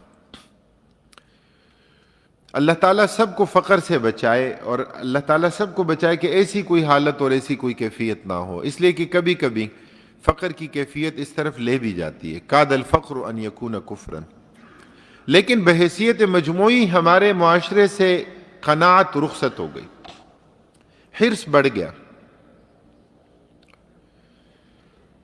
تو اس لیے تصور فوز و فلاح کی بات ہے کہ ہمارا تصور فوز و فلاح واضح ہونا چاہیے کہ ہمارا تصور فوز و فلاح کیا ہے۔ تو کیا فرمایا کہ فلاح کسے کہتے ہیں؟ فلاح اس کامیابی کو کہتے ہیں کہ جس کے بعد ناکامی کا کوئی تصور نہ ہو۔ تو یہ دنیاوی کامیابی نہیں ہو سکتی، بلکہ یہ اخروی کامیابی ہو سکتی ہے۔ نعمتوں کا حصول، ایسی نعمتوں کا حاصل ہونا کہ اس کے بعد ان نعمتوں کے چھن جانے کا کوئی خوف نہ ہو۔ اس دنیا میں تو دولت اگر ملی تو یہ خوف، یہ ڈر، یہ دھڑکا تو لگا رہتا ہے کہ کوئی چرا نہ لے، کہیں یہ نعمت زائل نہ ہو جائے۔ لیکن اخروی فلاح کے مقابلے میں اس بات کا کوئی خوف نہیں ہوگا انشاءاللہ۔ یہی وجہ ہے کہ حی علی الفلاح میں نماز کو بھی فلاح کہا گیا، اس لیے کہ یہ اخروی کامیابی ہے۔ تو ہمارا فوز و فلاح کا تصور جو ہے وہ کیا ہے؟ وہ الگ ہے، وہ صرف دنیا کی کامیابی کا نہیں ہے، دنیا کی کامیابی پر بھی اس کا اطلاق کر سکتے ہیں، لیکن اخروی کامیابی کے ساتھ ہمیں دنیا اگر ملے اور جائز راستے سے ملے اور جائز طریقے سے ملے تو اللہ تعالیٰ کا شکر ادا کریں، لیکن اگر اپنی آخرت کو بگاڑ کر دنیا ملے تو ایسی دنیا ہمیں نہیں چاہیے۔ اس لیے کوئی ناجائز راستہ اقتدار کے ایوان تک پہنچنے کا ہمیں نہیں چاہیے، کوئی ناجائز راستہ، کوئی شارٹ کٹ وہ ہمیں نہیں چاہیے، ہم اس کے مکلف ہی نہیں ہیں۔ یہ تو اللہ تعالیٰ کا وعدہ ہے، ہم تو اپنا کام کرنے کے مکلف ہیں، کام ٹھیک ہونا چاہیے، ایسا نہ ہو کہ ہم کام صحیح نہ کریں۔ تو فرمایا اولئک هم المفلحون، کہ جو ان صفات سے متصف ہیں، اس میں اشارہ جمع کا ذکر کیا اور مشار الیہ وہ متقین کا تذکرہ فرمایا گیا، اور یہاں پر تاکیدی صیغوں کے ساتھ اس بات کا تذکرہ کیا گیا کہ اولئک علی ھدی من ربہم، کہ یہ لوگ اپنے رب کی طرف سے ایک بڑی ہدایت پر ہیں، اور فرمایا کہ وہ اولئک هم المفلحون، اور یہی لوگ ہیں فلاح پانے والے، حقیقی کامیابی انہی کی ہے۔ تو میں نے ذکر کیا کہ فلاح سے مقصود صرف دنیاوی کامیابی، یہ استدلال فرعون کا تھا، یہ استدلال بندے مومن کا نہیں ہے۔ سورہ طٰہٰ میں آیت نمبر 64 میں اللہ تعالیٰ نے اس کو بیان فرمایا۔ قرآن کریم میں اللہ تعالیٰ نے فلاح کا لفظ 40 مقامات پر ذکر فرمایا ہے، ان میں سے 11 آیات میں فلاح کی نفی کی گئی اور اس کے اسباب ذکر کیے ہیں کہ یہ اسباب ہوں گے تو فلاح نہیں ملے گی، کامیابی نہیں ملے گی۔ 6 اسباب ذکر فرمائے کہ 6 اسباب ہیں، جب یہ اسباب ہوں گے تو پھر فلاح نہیں ملے گی۔ تو سب سے پہلا سبب ظلم، سورہ انعام آیت نمبر 21 میں، اسی طرح جرم سورہ یونس آیت نمبر 17 میں، اسی طرح جادو کہ جادوگر کو فلاح نہیں ملتی، ولا یفلح الساحر حیث اتی سورہ طٰہٰ آیت نمبر 69 میں، اور فلاح کی نفی ہے افتراء علی اللہ، اللہ تعالیٰ پر جو جھوٹ باندھے گا اس کو فلاح نہیں ملے گی، سورہ یونس آیت نمبر 69۔ اسی طرح ارتداد، جو پھر جائے گا اس کے لیے فلاح نہیں ہے، سورہ کہف آیت نمبر 20۔ اسی طرح کفر، کہ جو کفر کی روش کو اختیار کرے گا تو اسے فلاح نہیں ملے گی، سورہ مؤمنون آیت نمبر 117۔ ان الذين كفروا سواء عليهم أأنذرتهم ام لم تنذرهم لا يؤمنون ختم الله على قلوبهم وعلى سمعهم وعلى ابصارهم غشاوة ولهم عذاب عظيم۔ ان الذين كفروا، فرمایا بے شک وہ لوگ کہ جنہوں نے کفر کیا، جو کفر کے مرتکب ہوئے، سواء علیہم برابر ہیں ان کے لیے، انذرتہم ام لم تنذرہم کہ آپ ان کو ڈرائیں یا آپ ان کو نہ ڈرائیں۔ انذاروں کا وعدم او عدم انذار کا سواء، آپ کا ان کو ڈرانا اللہ تعالیٰ کے عذاب سے دین کی بنیاد پر یا نہ ڈرانا برابر ہے۔ کیوں؟ لا یؤمنون، فرمایا کہ یہ لوگ ایمان لانے والے نہیں ہیں، وہ ماننے والے نہیں ہیں، ایمان لانے والے نہیں ہیں۔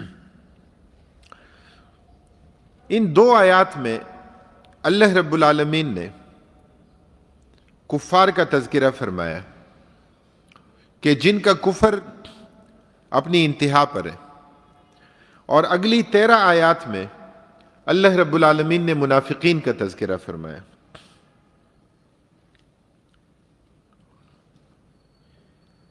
ان الذین کفروا، فرمایا کہ جو لوگ کفر کے مرتکب ہیں، اور ظاہر ہے کہ تمام کفار اس سے مراد نہیں ہے، یہاں اس سے مراد وہ ہیں نبی اکرم صلی اللہ علیہ وسلم کو، جن کے بارے میں آپ صلی اللہ علیہ وسلم کو بتایا گیا، اس لیے کہ داعی کا کام تو تبلیغ کا کام، دعوت کا کام کرنا ہے، اس کو نہیں پتا اللہ تعالیٰ نے کس کے نصیب میں ہدایت لکھی ہے اور کب لکھی ہے، ہم نہیں جانتے، ہمیں نہیں پتا، ہمیں اپنی عاقبت کا نہیں پتا تو کسی اور کی عاقبت کا کیا پتا ہوگا؟ ہم تو اللہ تعالیٰ سے حسن خاتمہ کی دعا مانگے نا، کہ ہمارے لیے اپنے لیے کم از کم تمت بالخیر ہو جائے، ایمان پر خاتمہ ہو جائے۔ تو ہمیں اپنی عاقبت کا نہیں پتا تو ہم اوروں پر کیا حکم لگائیں؟ اوروں پر حکم نہیں لگا سکتے کہ کسی پر کوئی فرد جو ہے وہ جہنمی ہونے کا حکم لگا دے، تو غلط ہے، باطل ہے، منع کیا گیا۔ تو مسلسل دعوت کا کام جاری رکھیں۔ لیکن یہاں اس بات کا تذکرہ موجود ہے کہ اللہ رب العالمین ایک مرحلہ ایسا آتا ہے کہ اللہ تعالیٰ نیکی کی انابت اور توفیق کو سلب کر لیتے ہیں، کہ جو کفر کی روش پر چلتے رہیں تو پھر ایک موقع ایسا آتا ہے کہ جس میں پھر نیکی کی انابت اور نیکی کی توفیق کیا ہوتی ہے، وہ سلب ہو جاتی ہے۔ جیسے ہم نے پہلے اس بات کا ذکر کیا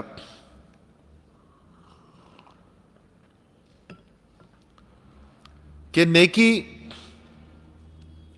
نیکیوں کو کھینچتی ہے اور گناہوں کو کھینچتے ہیں۔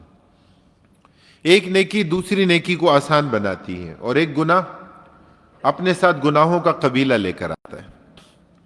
ایک گناہ کے بعد دوسرا گناہ کرنا آسان ہوتا ہے، اور ویسے بھی نیکی کرنا مشکل ہے اور گناہ کرنا آسان ہے، الا یہ کہ اللہ تعالیٰ مزاج شریعت کے مطابق بنا دیں۔ تو اہل علم فرماتے ہیں کہ نیکی کرنا ایسا ہے کہ جیسے پہاڑ پہ چڑھنا ہے، اور گناہ کرنا ایسا ہے کہ جیسے نیچے اترنا ہے۔ تو نیچے تو آپ اتریں یا نہ اتریں، ایک قدم نیچے کی طرف لیں تو وہ اونچائی جو ہے، جو ڈھلوان ہے، تو وہ آپ کو خود ہی دھکے سے نیچے تک پہنچا دیتی ہے، کوئی بہت زیادہ عزم بالجزم کی ضرورت نہیں ہوتی۔ ہاں، نیکی کے لیے جو ہے نا مسلسل عزم صمیم کی ضرورت ہوتی ہے، ایک ایک قدم آگے بڑھنا، اس کی ضرورت ہوتی ہے۔ تو فرمایا کہ گناہ اگر سرزد ہو بھی جائے، گناہ ہو جاتا ہے سرزد، کوئی نیکی اور پارسائی کا دعویٰ نہیں کر سکتا، انسان ہے ہی خطا کا پتلا۔ اول الناس اول ناس، فرمایا کہ سب سے پہلا انسان بھی سب سے پہلے بھولنے والا تھا، فنسیا، آدم علیہ الصلوۃ والسلام بھول گئے، فجحد وجحدت ذریتہ ونسیت ذریتہ۔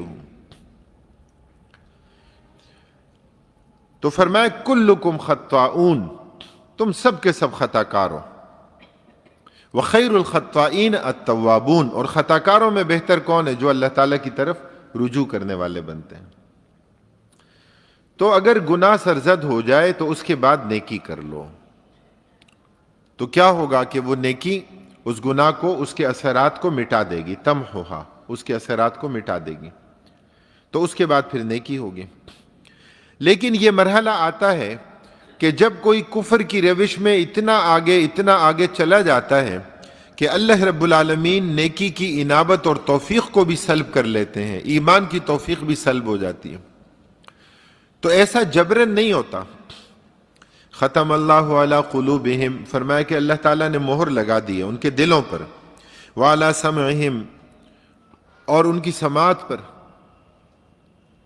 وعلی ابصارہم غشاوہ، فرمایا اور ان کی بصارت پر اور ان کی آنکھوں پر کیا ہے؟ پردہ ہے، وَلَهُمْ عَذَابٌ عَظِيمٌ، اور فرمایا کہ ان کے لیے بہت بڑا عذاب ہے، بہت سخت عذاب ہے۔ تو اہل علم فرماتے ہیں ختم اللہ علی قلوبہم بسبب اعمالہم، کہ اللہ تعالیٰ نے مہر لگائی ان کے اعمال کی وجہ سے، اللہ نے جبر تو نہیں کیا۔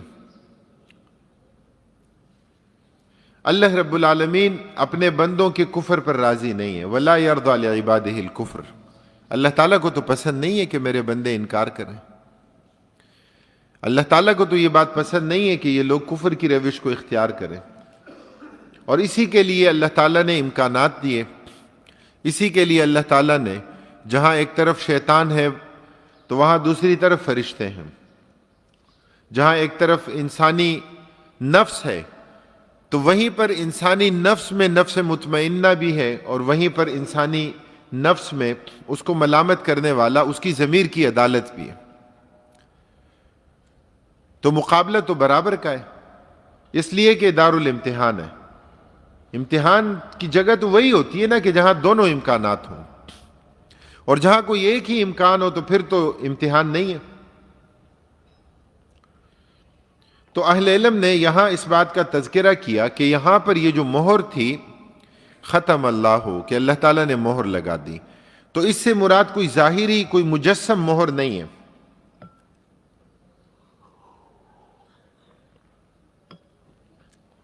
بلکہ اس سے مراد کیا ہے کہ مخالفت اور عناد میں یہ لوگ اندھے بن گئے، یہ لوگ گونگے اور بہرے بن گئے۔ اب باوجود اس کے کہ ہدایت ان کے سامنے ہے، لیکن ان کی آنکھیں کام نہیں کرتی۔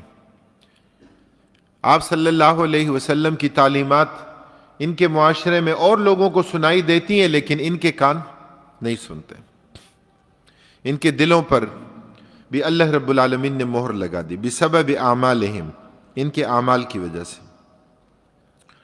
اب اس کے بعد وَمِنَ النَّاسِ مَن يَقُولُ آمَنَّا بِاللَّهِ وَبِالْيَوْمِ الْآخِرِ، اللہ رب العالمین یہاں سے منافقین کا تذکرہ فرما رہے ہیں،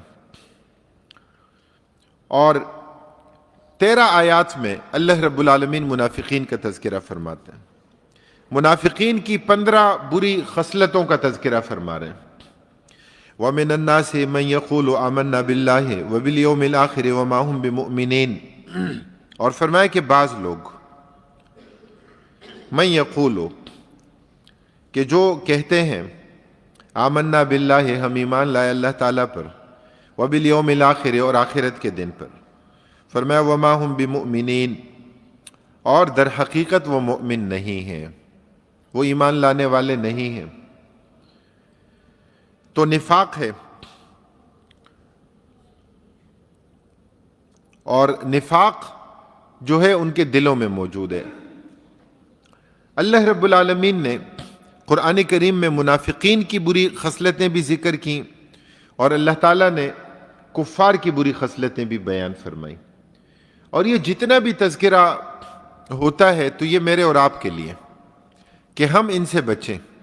ایسا نہیں ہے کہ امم سابقہ ہے، پہلے کا واقعہ ہے بس ذکر ہو گیا، نہیں، میرے لیے اور آپ کے لیے اس میں پیغام کیا ہے کہ ہم ذرا خود احتسابی کریں، اپنے دل کو ٹٹولیں، اس بات کا جائزہ لیں کہ کہیں ہمارے دل میں تو یہ امراض موجود نہیں ہے۔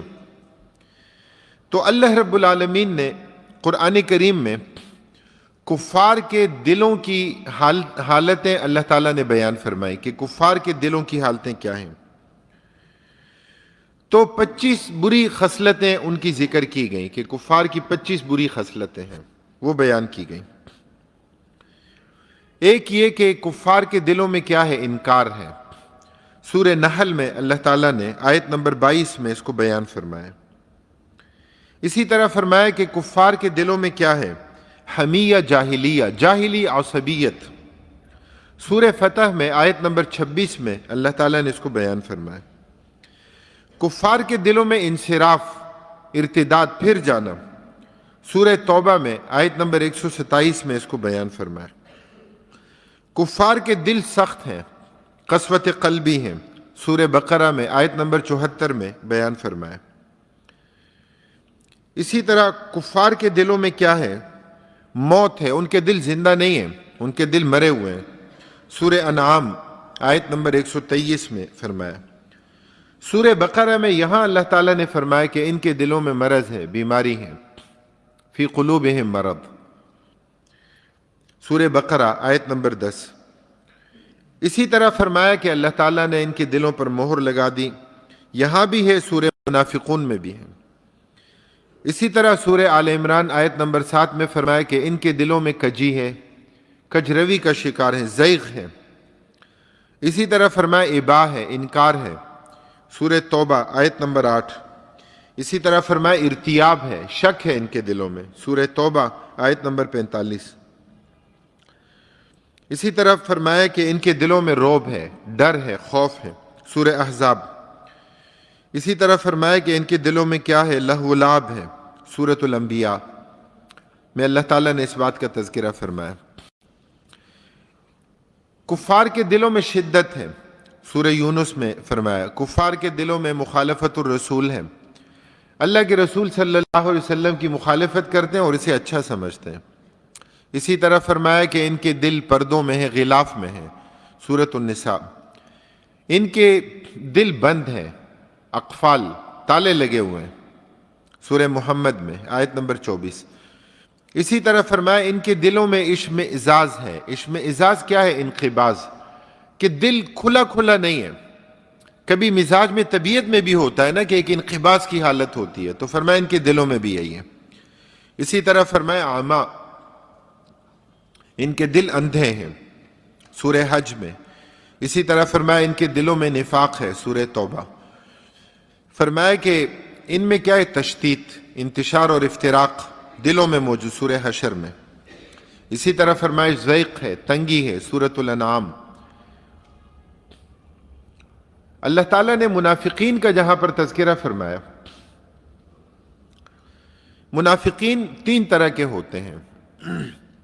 نفق، سرنگ کو بھی کہتے ہیں، اور چونکہ اس کے دو دہانے ہوتے ہیں، ایک جگہ سے سرنگ میں داخل ہوتے ہیں تو دوسری جگہ سے سرنگ میں نکلتے ہیں۔ سرنگوں کا دنیا کو پتہ چلا، غزہ کے مجاہدین نے بتا دیا کہ سرنگ کیا ہوتی ہے۔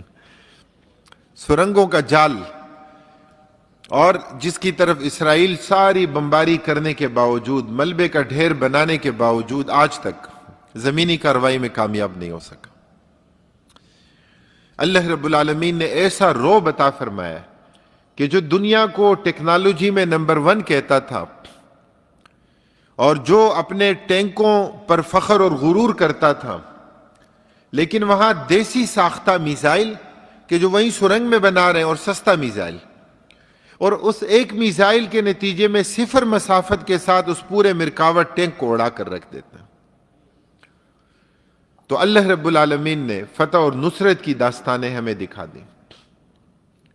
یہ الگ بات ہے کہ ہماری ذمہ داری کیا ہے، ہمیں کیا کرنا چاہیے، ہماری ریاستوں کی ذمہ داریاں کیا ہیں، اور وہاں پر جو ظاہر ہے کہ ظاہری نقصان تو بہت زیادہ ہے، لیکن اللہ تعالیٰ کی فتح اور اللہ تعالیٰ کی طرف سے نصرت آتی ہے، اور مجاہدین کو تو ہر حال میں اللہ تعالیٰ کی طرف سے کامیابی ہے۔ شہید ہوں تو اعلیٰ وعرفہ مقام اور مرتبہ ہے، غازی ہوں تو تب بھی ان کے لیے تو خسارہ ہے ہی نہیں، ان کے لیے تو گھاٹے کا سودا بالکل نہیں ہے۔ تو منافقین کا تذکرہ ہے۔ میں نے پہلے ذکر کیا کہ ہوتا کیا ہے کہ تصدیق قلبی نہ ہو اور اقرار باللسان ہو، تو یہ نفاق ہے۔ تو نفاق 3 طرح کا ہوتا ہے، منافقین 3 طرح کے منافقین ہوتے ہیں۔ ایک منافق وہ ہوتا ہے کہ جس کے دل میں شک ہوتا ہے کہ پتہ نہیں اسلام برحق ہے یا پتہ نہیں برحق نہیں ہے، تو یہ بھی کافر ہے، اس لیے کہ تصدیق قلبی حاصل نہیں ہے، شک میں ہے۔ شک کی بنیاد پر بھی جب تک ایمان نہیں ہوگا وہ مومن نہیں ہوگا، تو یہ کافر ہے۔ لیکن اس سے اگلا درجہ وہ اس کافر کا ہے، اس منافق کا ہے کہ جس کے دل میں شک نہیں ہے، اس کے دل میں صراحتاً انکار ہے، وہ یہ کہتا ہے کہ اسلام برحق ہے ہی نہیں معاذ اللہ، لیکن اقرار باللسان ہے۔ تو یہ دوسری قسم ہو گئی۔ پہلی قسم میں تو صرف شک تھا، اور دوسری قسم میں کیا، شک کے ساتھ ساتھ انکار بھی آ گیا، یہ دونوں کافر ہیں۔ تیسری قسم نفاق کی وہ یہ ہے کہ دل میں ایمان ہے، زبان پر اقرار بھی ہے، لیکن نفاق کی علامات پائی جاتی ہیں، تو یہ مسلمان ہے، یہ مومن ہے، اور یہ عملی نفاق ہے۔ تو عملی نفاق ہمارے معاشرے میں پایا جاتا ہے، اور پہلی 2 قسمیں جو ذکر کی گئیں وہ اعتقادی نفاق کی ہیں۔ تو اعتقادی منافق کافر ہے۔ اللہ رب العالمین نے قرآن کریم میں جو بیان فرمایا کہ ان المنافقین فی الدرک الاسفل من النار، کہ منافقین جہنم کے سب سے نچلے طبقے میں ہوں گے، تو اس سے مراد وہ منافقین ہیں کہ جو اعتقادی منافق ہیں۔ اعتقادی منافق وہ جہنم کے سب سے نچلے طبقے میں ہوں گے۔ اسلام کو کفار اتنا نقصان نہیں پہنچا سکتے جتنا نقصان منافقین پہنچاتے ہیں۔ اسلام کو کفار اتنا نقصان نہیں پہنچا سکتے جتنا نقصان مبتدعین پہنچاتے ہیں، بدعتی پہنچاتے ہیں۔ اللہ کے رسول صلی اللہ علیہ وسلم نے تو کفار کی تعزیت بھی کی ہے۔ تعزیت کا طریقہ الگ ہے، الفاظ الگ ہیں اس کے، مغفرت کی دعا نہیں مانگی، لیکن کفار میں کسی کے مرنے پر آپ صلی اللہ علیہ وسلم نے تعزیت کی ہے۔ فرمایا کہ اللہ تعالیٰ تمہارا عدد کم نہ کرے، تمہاری تعداد کم نہ ہو۔ ظاہری نقصان تو تھا نا ان کا، مغفرت کی دعا نہیں مانگی، اس لیے کہ مغفرت کی دعا کس کے لیے ہے؟ وہ تو مسلمان کے لیے۔ تو منع کیا گیا۔ حضرت ابراہیم علیہ السلام کو بھی منع کیا کہ مغفرت کی دعا مانگنی ہے، استغفار ہے تو کس کے لیے ہے؟ اہل ایمان کے لیے ہے۔ ہاں، لیکن نبی اکرم صلی اللہ علیہ وسلم نے مبتدع کا فرمایا کہ من وقر صاحب بدعت فقد اعان علی ہدم الاسلام، جس نے کسی بدعتی کی توقیر کی، کسی بدعتی کی تعظیم کی، کسی مبتدع کی تعظیم کی، تو اس نے اسلام کی بنیادوں کو منہدم کرنے میں اپنا کردار ادا کر لیا، اس لیے کہ یہ نقصان پہنچانا ہے، اس کے ذریعے سب سے زیادہ نقصان پہنچتا ہے۔ تو ان المنافقین فی الدرک الاسفل من النار، اس سے مراد کون سے منافقین ہیں؟ جو اعتقادی منافق ہیں اور جو کافر ہیں۔ اعتقادی منافق کافر ہیں، اور عملی منافق مسلمان ہیں۔ حضرت حذیفہ رضی اللہ تعالیٰ عنہ کو نبی کریم صلی اللہ علیہ وسلم نے منافقین کے نام بتائے، اور حضرت حذیفہ رضی اللہ تعالیٰ عنہ نے ایک مرتبہ دیکھا ایک نوجوان دعا مانگ رہا تھا، اللہم اہلک المنافقین، اللہم اہلک المنافقین، یا اللہ منافقین کو ہلاک کر دے، تباہ و برباد کر دے۔ تو حضرت حذیفہ رضی اللہ تعالیٰ عنہ فرماتے ہیں لا تقل ہکذا یا ابن اخی، کہ میرے بھتیجے اس طرح کی بات مت کرو۔ فرمایا فإنما لو هلك المنافقون لاستوحشتم في طرقاتكم من قلة السالك فيها، اگر سب کے سب منافق مر گئے تو تمہیں راستے میں چلتے ہوئے ڈر محسوس ہوگا، راستہ سنسان ہو جائے گا، کوئی چلنے والا نہیں ملے گا۔ مطلب یہ تھا کہ نفاق کی یہ والی قسم جو عملی نفاق کی ہے، تو یہ تو ایمان کے ساتھ بھی موجود ہوتی ہے۔ تو نفاق کی علامات ذکر فرمائی ہے نبی کریم صلی اللہ علیہ وسلم نے۔ تو ایک حدیث میں آپ نے فرمایا کہ 3 علامات ہیں، ایک اور میں فرمایا کہ نہیں 4 علامات ہیں، تو دیگر احادیث مبارکہ میں آپ نے دیگر علامات ذکر فرما دی۔ آیت المنافق ثلاث، 3 ہے، اذا حدث کذب، فرمایا کہ جب بات کرے تو جھوٹ بولے، وعدہ خلافی کرے، امانت رکھوائی جائے تو امانت میں خیانت کرے، اور چوتھی علامت بھی ذکر فرمائی کہ جب لڑائی جھگڑا ہو تو برا بھلا کے گالیاں دے، یہ بھی نفاق کی خصلت ہے۔ دیگر علامات بھی آپ صلی اللہ علیہ وسلم نے ذکر فرمائی۔ عالم دین کو حقیر سمجھنے والا بھی منافق ہے، صحابہ کرام رضوان اللہ علیہ مجمعین کی تنقیص کرنے والا بھی، یہ بھی نفاق کی علامت ہے۔ عادل حکمران کی تنقیص کرنے والا بھی منافق ہے، نمازوں میں پیچھے رہنے والا بھی منافق ہے۔ تو یہ مختلف علامات ہیں کہ جو نبی اکرم صلی اللہ علیہ وسلم نے ذکر فرمائی۔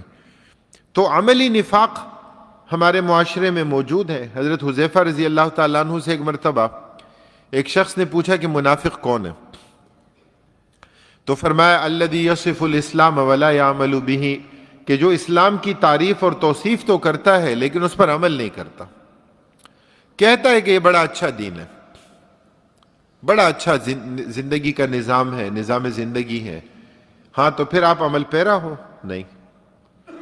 آپ کہتے ہو کہ اسلام اچھا دین ہے، تو کیا آپ کی خوشی غمی میں اسلام ہے؟ نہیں ہے۔ کیا آپ کے ملک میں اسلام ہے؟ نہیں ہے۔ آپ کے کاروبار میں ہے؟ نہیں ہے۔ آپ کے نظام تعلیم، نظام معاشرت، نظام عدالت میں ہے؟ نہیں ہے۔ تو یہی تو نفاق ہے۔ تو عملی نفاق میں یہ پوری قوم مبتلا ہے۔ صرف نفاق نہیں، وعدہ خلافی۔ یہ الگ ملک لیا تھا، کس نام پر لیا تھا؟ کہ پاکستان کا مطلب کیا؟ لا الہ الا اللہ۔ تو مسلمان تو ہندوستان میں بھی ہیں اور پاکستان کی مجموعی تعداد سے زیادہ ہیں، مدارس بھی ہیں، مساجد بھی ہیں، بعض چیزوں میں سختی ہے، واقعات ہیں، آزادی کی تو کوئی قیمت نہیں ہے، تو بعض واقعات تو ہوتے ہیں۔ گائے کو ذبح کرنے کے شعبے میں جو ہے لوگوں کو موت کے گھاٹ اتار دیتے ہیں، تو آزادی تو نہیں ہے۔ ہاں لیکن انفرادی زندگی میں وہ عمل کرتے ہیں، تو بڑے علماء بھی موجود ہیں، مدارس بھی موجود ہیں۔ اگر یہ نظریہ موجود نہیں تھا کہ پاکستان میں اسلام نافذ ہوگا تو پھر الگ ریاست کے حصول کا تو مقصد ہی نہیں بنتا۔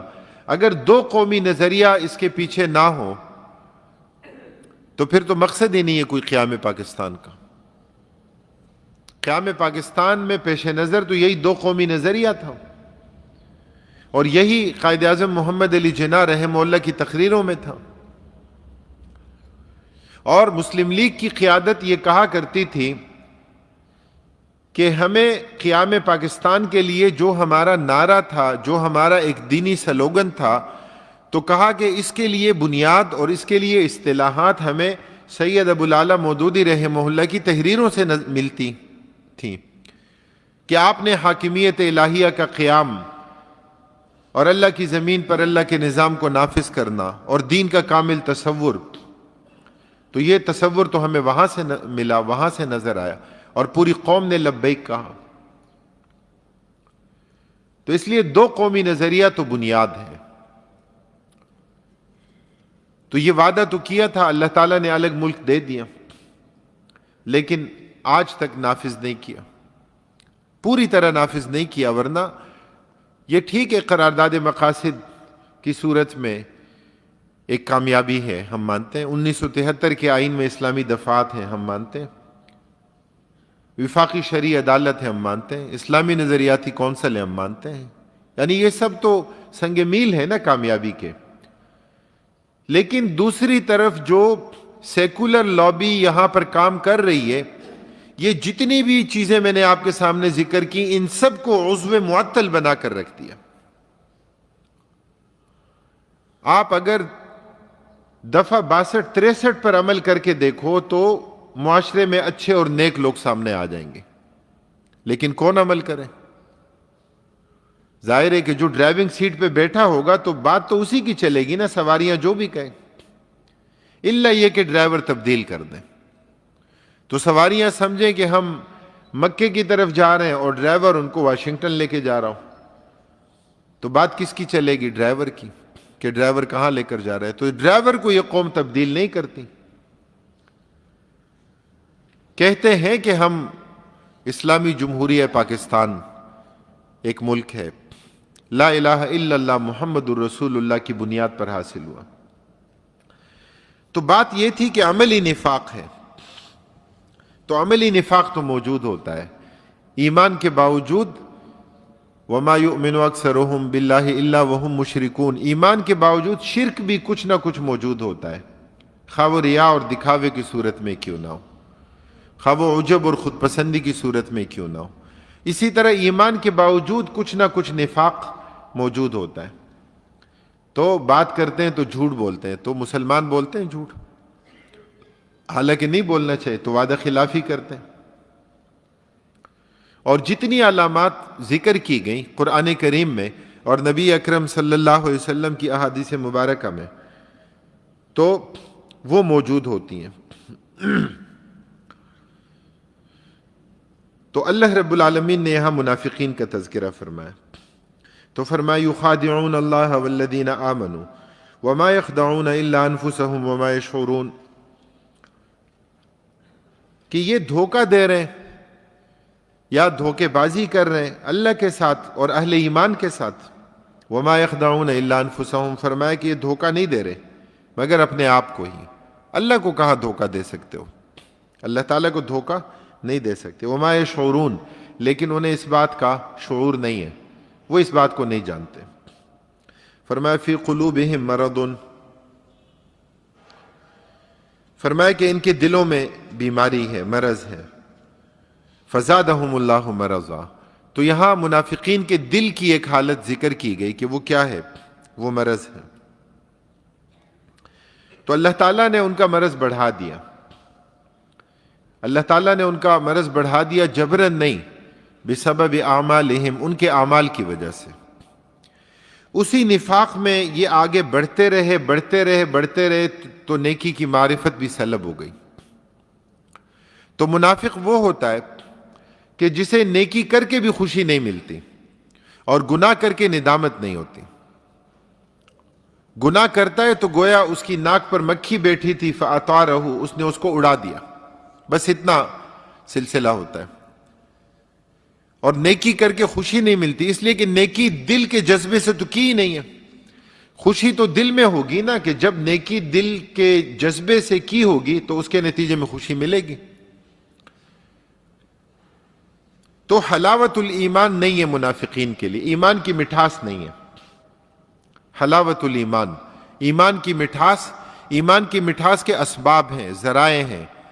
اپنے ایمان کو محسوس کرنا ہے نا، ایمان کی حلاوت کو محسوس کرنا ہے تو اس کے بھی اسباب ہیں، اس کے ذرائع ہیں. تو اللہ تعالیٰ فرماتے ہیں کہ ان کے دلوں میں یہ بیماری ہے، اللہ تعالیٰ نے اس بیماری کو بڑھا دیا.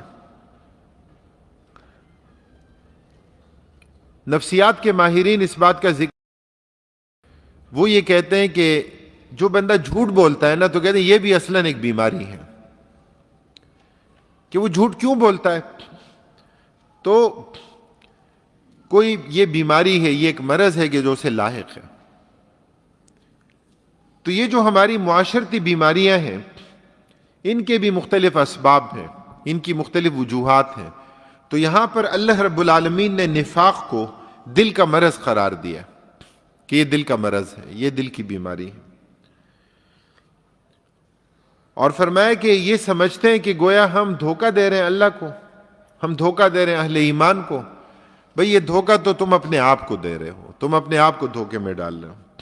وما یشعرون، لیکن وہ اس بات کا شعور نہیں رکھتے. فرمایا کہ وَلَهُمْ عَذَابٌ عَلِيمٌ بِمَا كَانُوا يَكْذِبُونَ، اور ان کے لیے عذاب ہوگا دردناک، بِمَا كَانُوا يَكْذِبُونَ، اس کی وجہ سے، بما اس سبب سے کہ جو یہ جھوٹ بول رہے ہیں. تو اصل مرض یہ ہے. یہاں پر ان کے لیے عذاب علیم ان کا تذکرہ کیا گیا. علیم علم سے ہے، علم درد کو کہتے ہیں. درد کا احساس اندرونی ہوتا ہے، چونکہ نفاق کا مرض بھی اندرونی ہے. بظاہر تو مومن ہے، زبان سے تو کہتے ہیں کہ ہم آپ کے ساتھ ہیں، لیکن دل میں ساتھ نہیں ہے. تو جزا من جنس العمل ہے، جس طرح کا جرم ہے اسی طرح کا بدلہ ملے گا. تو کیا ہے؟ اللہ تعالیٰ فرماتے ہیں کہ انہیں دردناک عذاب ہوگا. تو درد نظر نہیں آتا.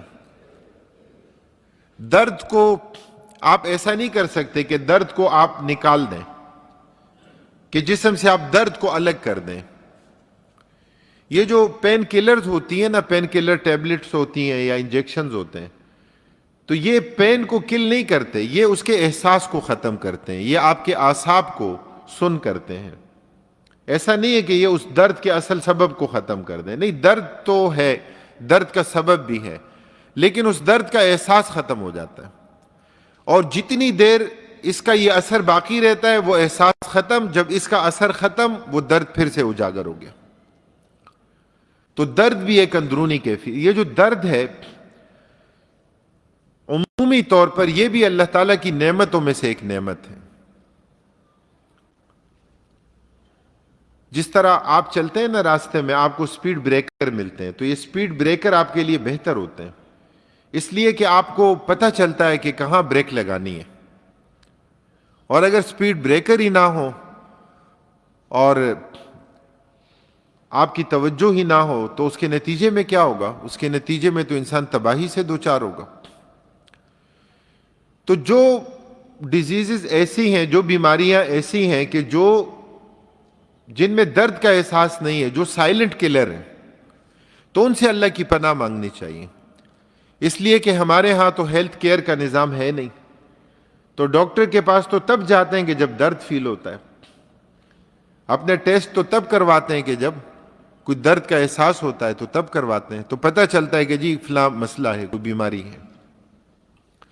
تو جب درد ہی نہیں ہوتا، تو جب مرض بڑھ جاتا ہے تو کتنے لوگ ایسے ہیں کہ جن کو اچانک پتہ لگتا ہے کہ جی آپ کے دونوں گردے فیل ہو گئے۔ کتنے لوگ ہیں جن کو پتہ چلتا ہے کہ جی آپ کے دل کے تو اتنے وال بند ہو گئے، کہ جی آپ کا تو جگر کام نہیں کر رہا۔ تو یہ بیماریاں ہوتی ہیں کہ جو سائلنٹ کلر ہوتی ہیں۔ تو اس لیے درد اللہ کی نعمت ہے، درد کا یہ احساس، یہ ایک انڈیکیشن ہے، یہ آپ کو بتاتا ہے۔ لیکن یہاں پر جو تذکرہ کیا گیا منافقین کے لیے عذاب علیم، فرمایا ان کو دردناک عذاب دیا جائے گا، اس لیے کہ جزا من جنس العمل ہے۔ تو کیا ہے؟ نفاق ایک اندرونی کیفیت کا نام تھا اور دل میں یہ مرض تھا، تو فرمایا اسی طرح درد ہوگا ان کو، اور وہ درد کہ جو نظر نہیں آتا۔ اور اس کا اصل سبب کیا ہے؟ بما کانوا یکذبون، کہ یہ لوگ اس کے سبب سے جو یہ لوگ جھوٹ بولتے تھے۔ وَإِذَا قِيلَ لَهُمْ لَا تُفْسِدُوا فِي الْأَرْضِ، اور جب ان سے کہا گیا کہ لا تفسدوا فی الارض، زمین میں فساد مت پھیلاؤ، زمین میں فساد مت کرو، قالوا انما نحن مصلحون، تو انہوں نے کہا کہ بے شک ہم تو اصلاح کرنے والے ہیں۔ انما نحن مصلحون جملہ ہے اور استینافاً کہا، ایک الگ جملے کے طور پر کہا اور تاکیدی صیغوں کے ساتھ کہا کہ انما ذکر کیا، پھر نحنو کا ذکر کیا، پھر مصلحون جمع کا صیغہ آ گیا کہ ہم تو ہیں ہی اصلاح کرنے والے، ہم تو مفسد نہیں ہیں، ہم تو اصلاح کرنے والے ہیں۔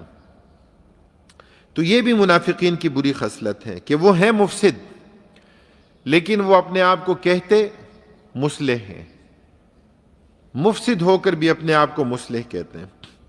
اللہ رب العالمین فرماتے ہیں الا انہم هم المفسدون ولکن لا یشعرون، الا جان لو، الا خبردار، اللہ کا لفظ تنبیہ کے لیے، متوجہ کرنے کے لیے استعمال ہوتا ہے۔ فرمایا کہ اللہ رب العالمین نے بھی تاکیدی صیغوں کے ساتھ ذکر فرما دیا کہ انہم هم المفسدون، کہ یہی تو مفسد ہیں، یہی فساد پھیلانے والے ہیں، یہی فساد مچانے والے ہیں۔ وَلَكِنْ لَا يَشْعُرُونَ، لیکن انہیں اس بات کا شعور نہیں ہے، انہیں اس بات کا پتہ نہیں ہے۔ تو یہ بھی ان کی بری خصلت ہے۔ کیا بری خصلت ہے؟ کہ فساد اور اصلاح کا فرق بھی نہیں معلوم۔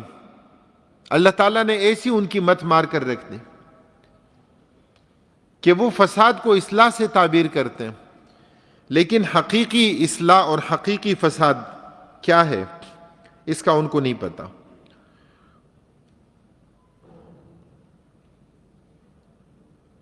مفتی محمد شفیع رحمہ اللہ اپنی تفسیر معارف القرآن میں ذکر فرماتے ہیں کہ کیا کفر اور نفاق اب بھی موجود ہے؟ ظاہر ہے کہ کفر تو موجود ہے، نفاق ایسا نفاق کہ جس پر کفر کا اطلاق کیا جائے۔ یہ سوال کیوں قائم ہوتا ہے؟ یہ سوال اس بنیاد پر قائم ہوتا ہے کہ ہم نے نفاق کی 3 کیفیات آپ کے سامنے ذکر کی، کہ ایک شک کی کیفیت ہے، اور دوسری اس سے آگے بڑھ کر انکار کی کیفیت ہے، اور یہ دونوں اعتقادی منافق ہیں اور یہ کافر ہیں، اور تیسرا جو ہے وہ کیا ہے؟ عملی منافق ہے، تو وہ مسلمان ہے۔ تو سوال اس بنیاد پر آتا ہے کہ کیا اعتقادی نفاق اب بھی موجود ہے؟ مطلب کسی پر ہم یہ اطلاق کر سکتے ہیں کہ یہ کافر ہے، کیوں؟ اس لیے کہ یہ اعتقادی منافق ہے۔ تو آپ صلی اللہ علیہ وسلم کے دور میں تو اس کی مثالیں موجود تھیں، عبداللہ بن ابی بن سلول کی صورت میں، اور حضرت حذیفہ رضی اللہ تعالیٰ عنہ کو جو نام بتائے گئے۔ لیکن اب اعتقادی منافق پر اطلاق نہیں ہو سکتا، اب تو ایمان ہے اور یا پھر کفر ہے، اور نفاق کی ایک ہی صورت ہے اور وہ عملی نفاق ہے، کیونکہ ہم کسی کی قلبی کیفیت پر حکم نہیں لگا سکتے۔ ذریعہ اس وقت وحی کا تھا، اب نہیں ہے، اور نبی اکرم صلی اللہ علیہ وسلم کے لیے بھی اس کے اخفاء میں بڑی حکمتیں تھیں کہ آپ صلی اللہ علیہ وسلم نے کوئی فہرست جو ہے وہ کسی کے سامنے نہیں رکھی کہ یہ ہے. آپ نے نفاق کی بنیاد پر امتیازی سلوک نہیں کیا. حضرت عمر رضی اللہ تعالیٰ عنہ نے فرمایا تھا کہ یا رسول اللہ صلی اللہ علیہ وسلم مجھے بتائیے منافقین کا سر قلم کر دوں. تو آپ نے فرمایا کہ لوگ کیا کہیں گے؟ ان محمدن صلی اللہ علیہ وسلم یقتل اصحابہ، کہ آپ صلی اللہ علیہ وسلم اپنے ہی ساتھیوں کو قتل کر رہے ہیں. اس لیے کہ اقرار باللسان کے نتیجے میں لوگ تو مسلمان ہی کہتے ہیں نا، تو اس کے اخفاء میں حکمتیں تھیں. تو جب آپ صلی اللہ علیہ وسلم کے زمانے میں اخفاء میں حکمتیں تھیں، جبکہ وحی کا ذریعہ اور وحی کا سورس موجود تھا، تو ہمارے زمانے میں تو ایسا کوئی ذریعہ ہے ہی نہیں.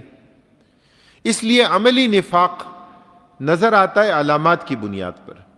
اس کے علاوہ اطلاق نہیں کر سکتے، تو اس کے علاوہ اسلام ہے اور یا پھر کفر ہے. تو ہم ایک وقفہ کریں گے، 11 بجے انشاءاللہ دوبارہ پڑھیں گے. اللہ تعالی ہمیں پڑھنے، سمجھنے اور عمل کرنے کی توفیق نصیب فرمائے.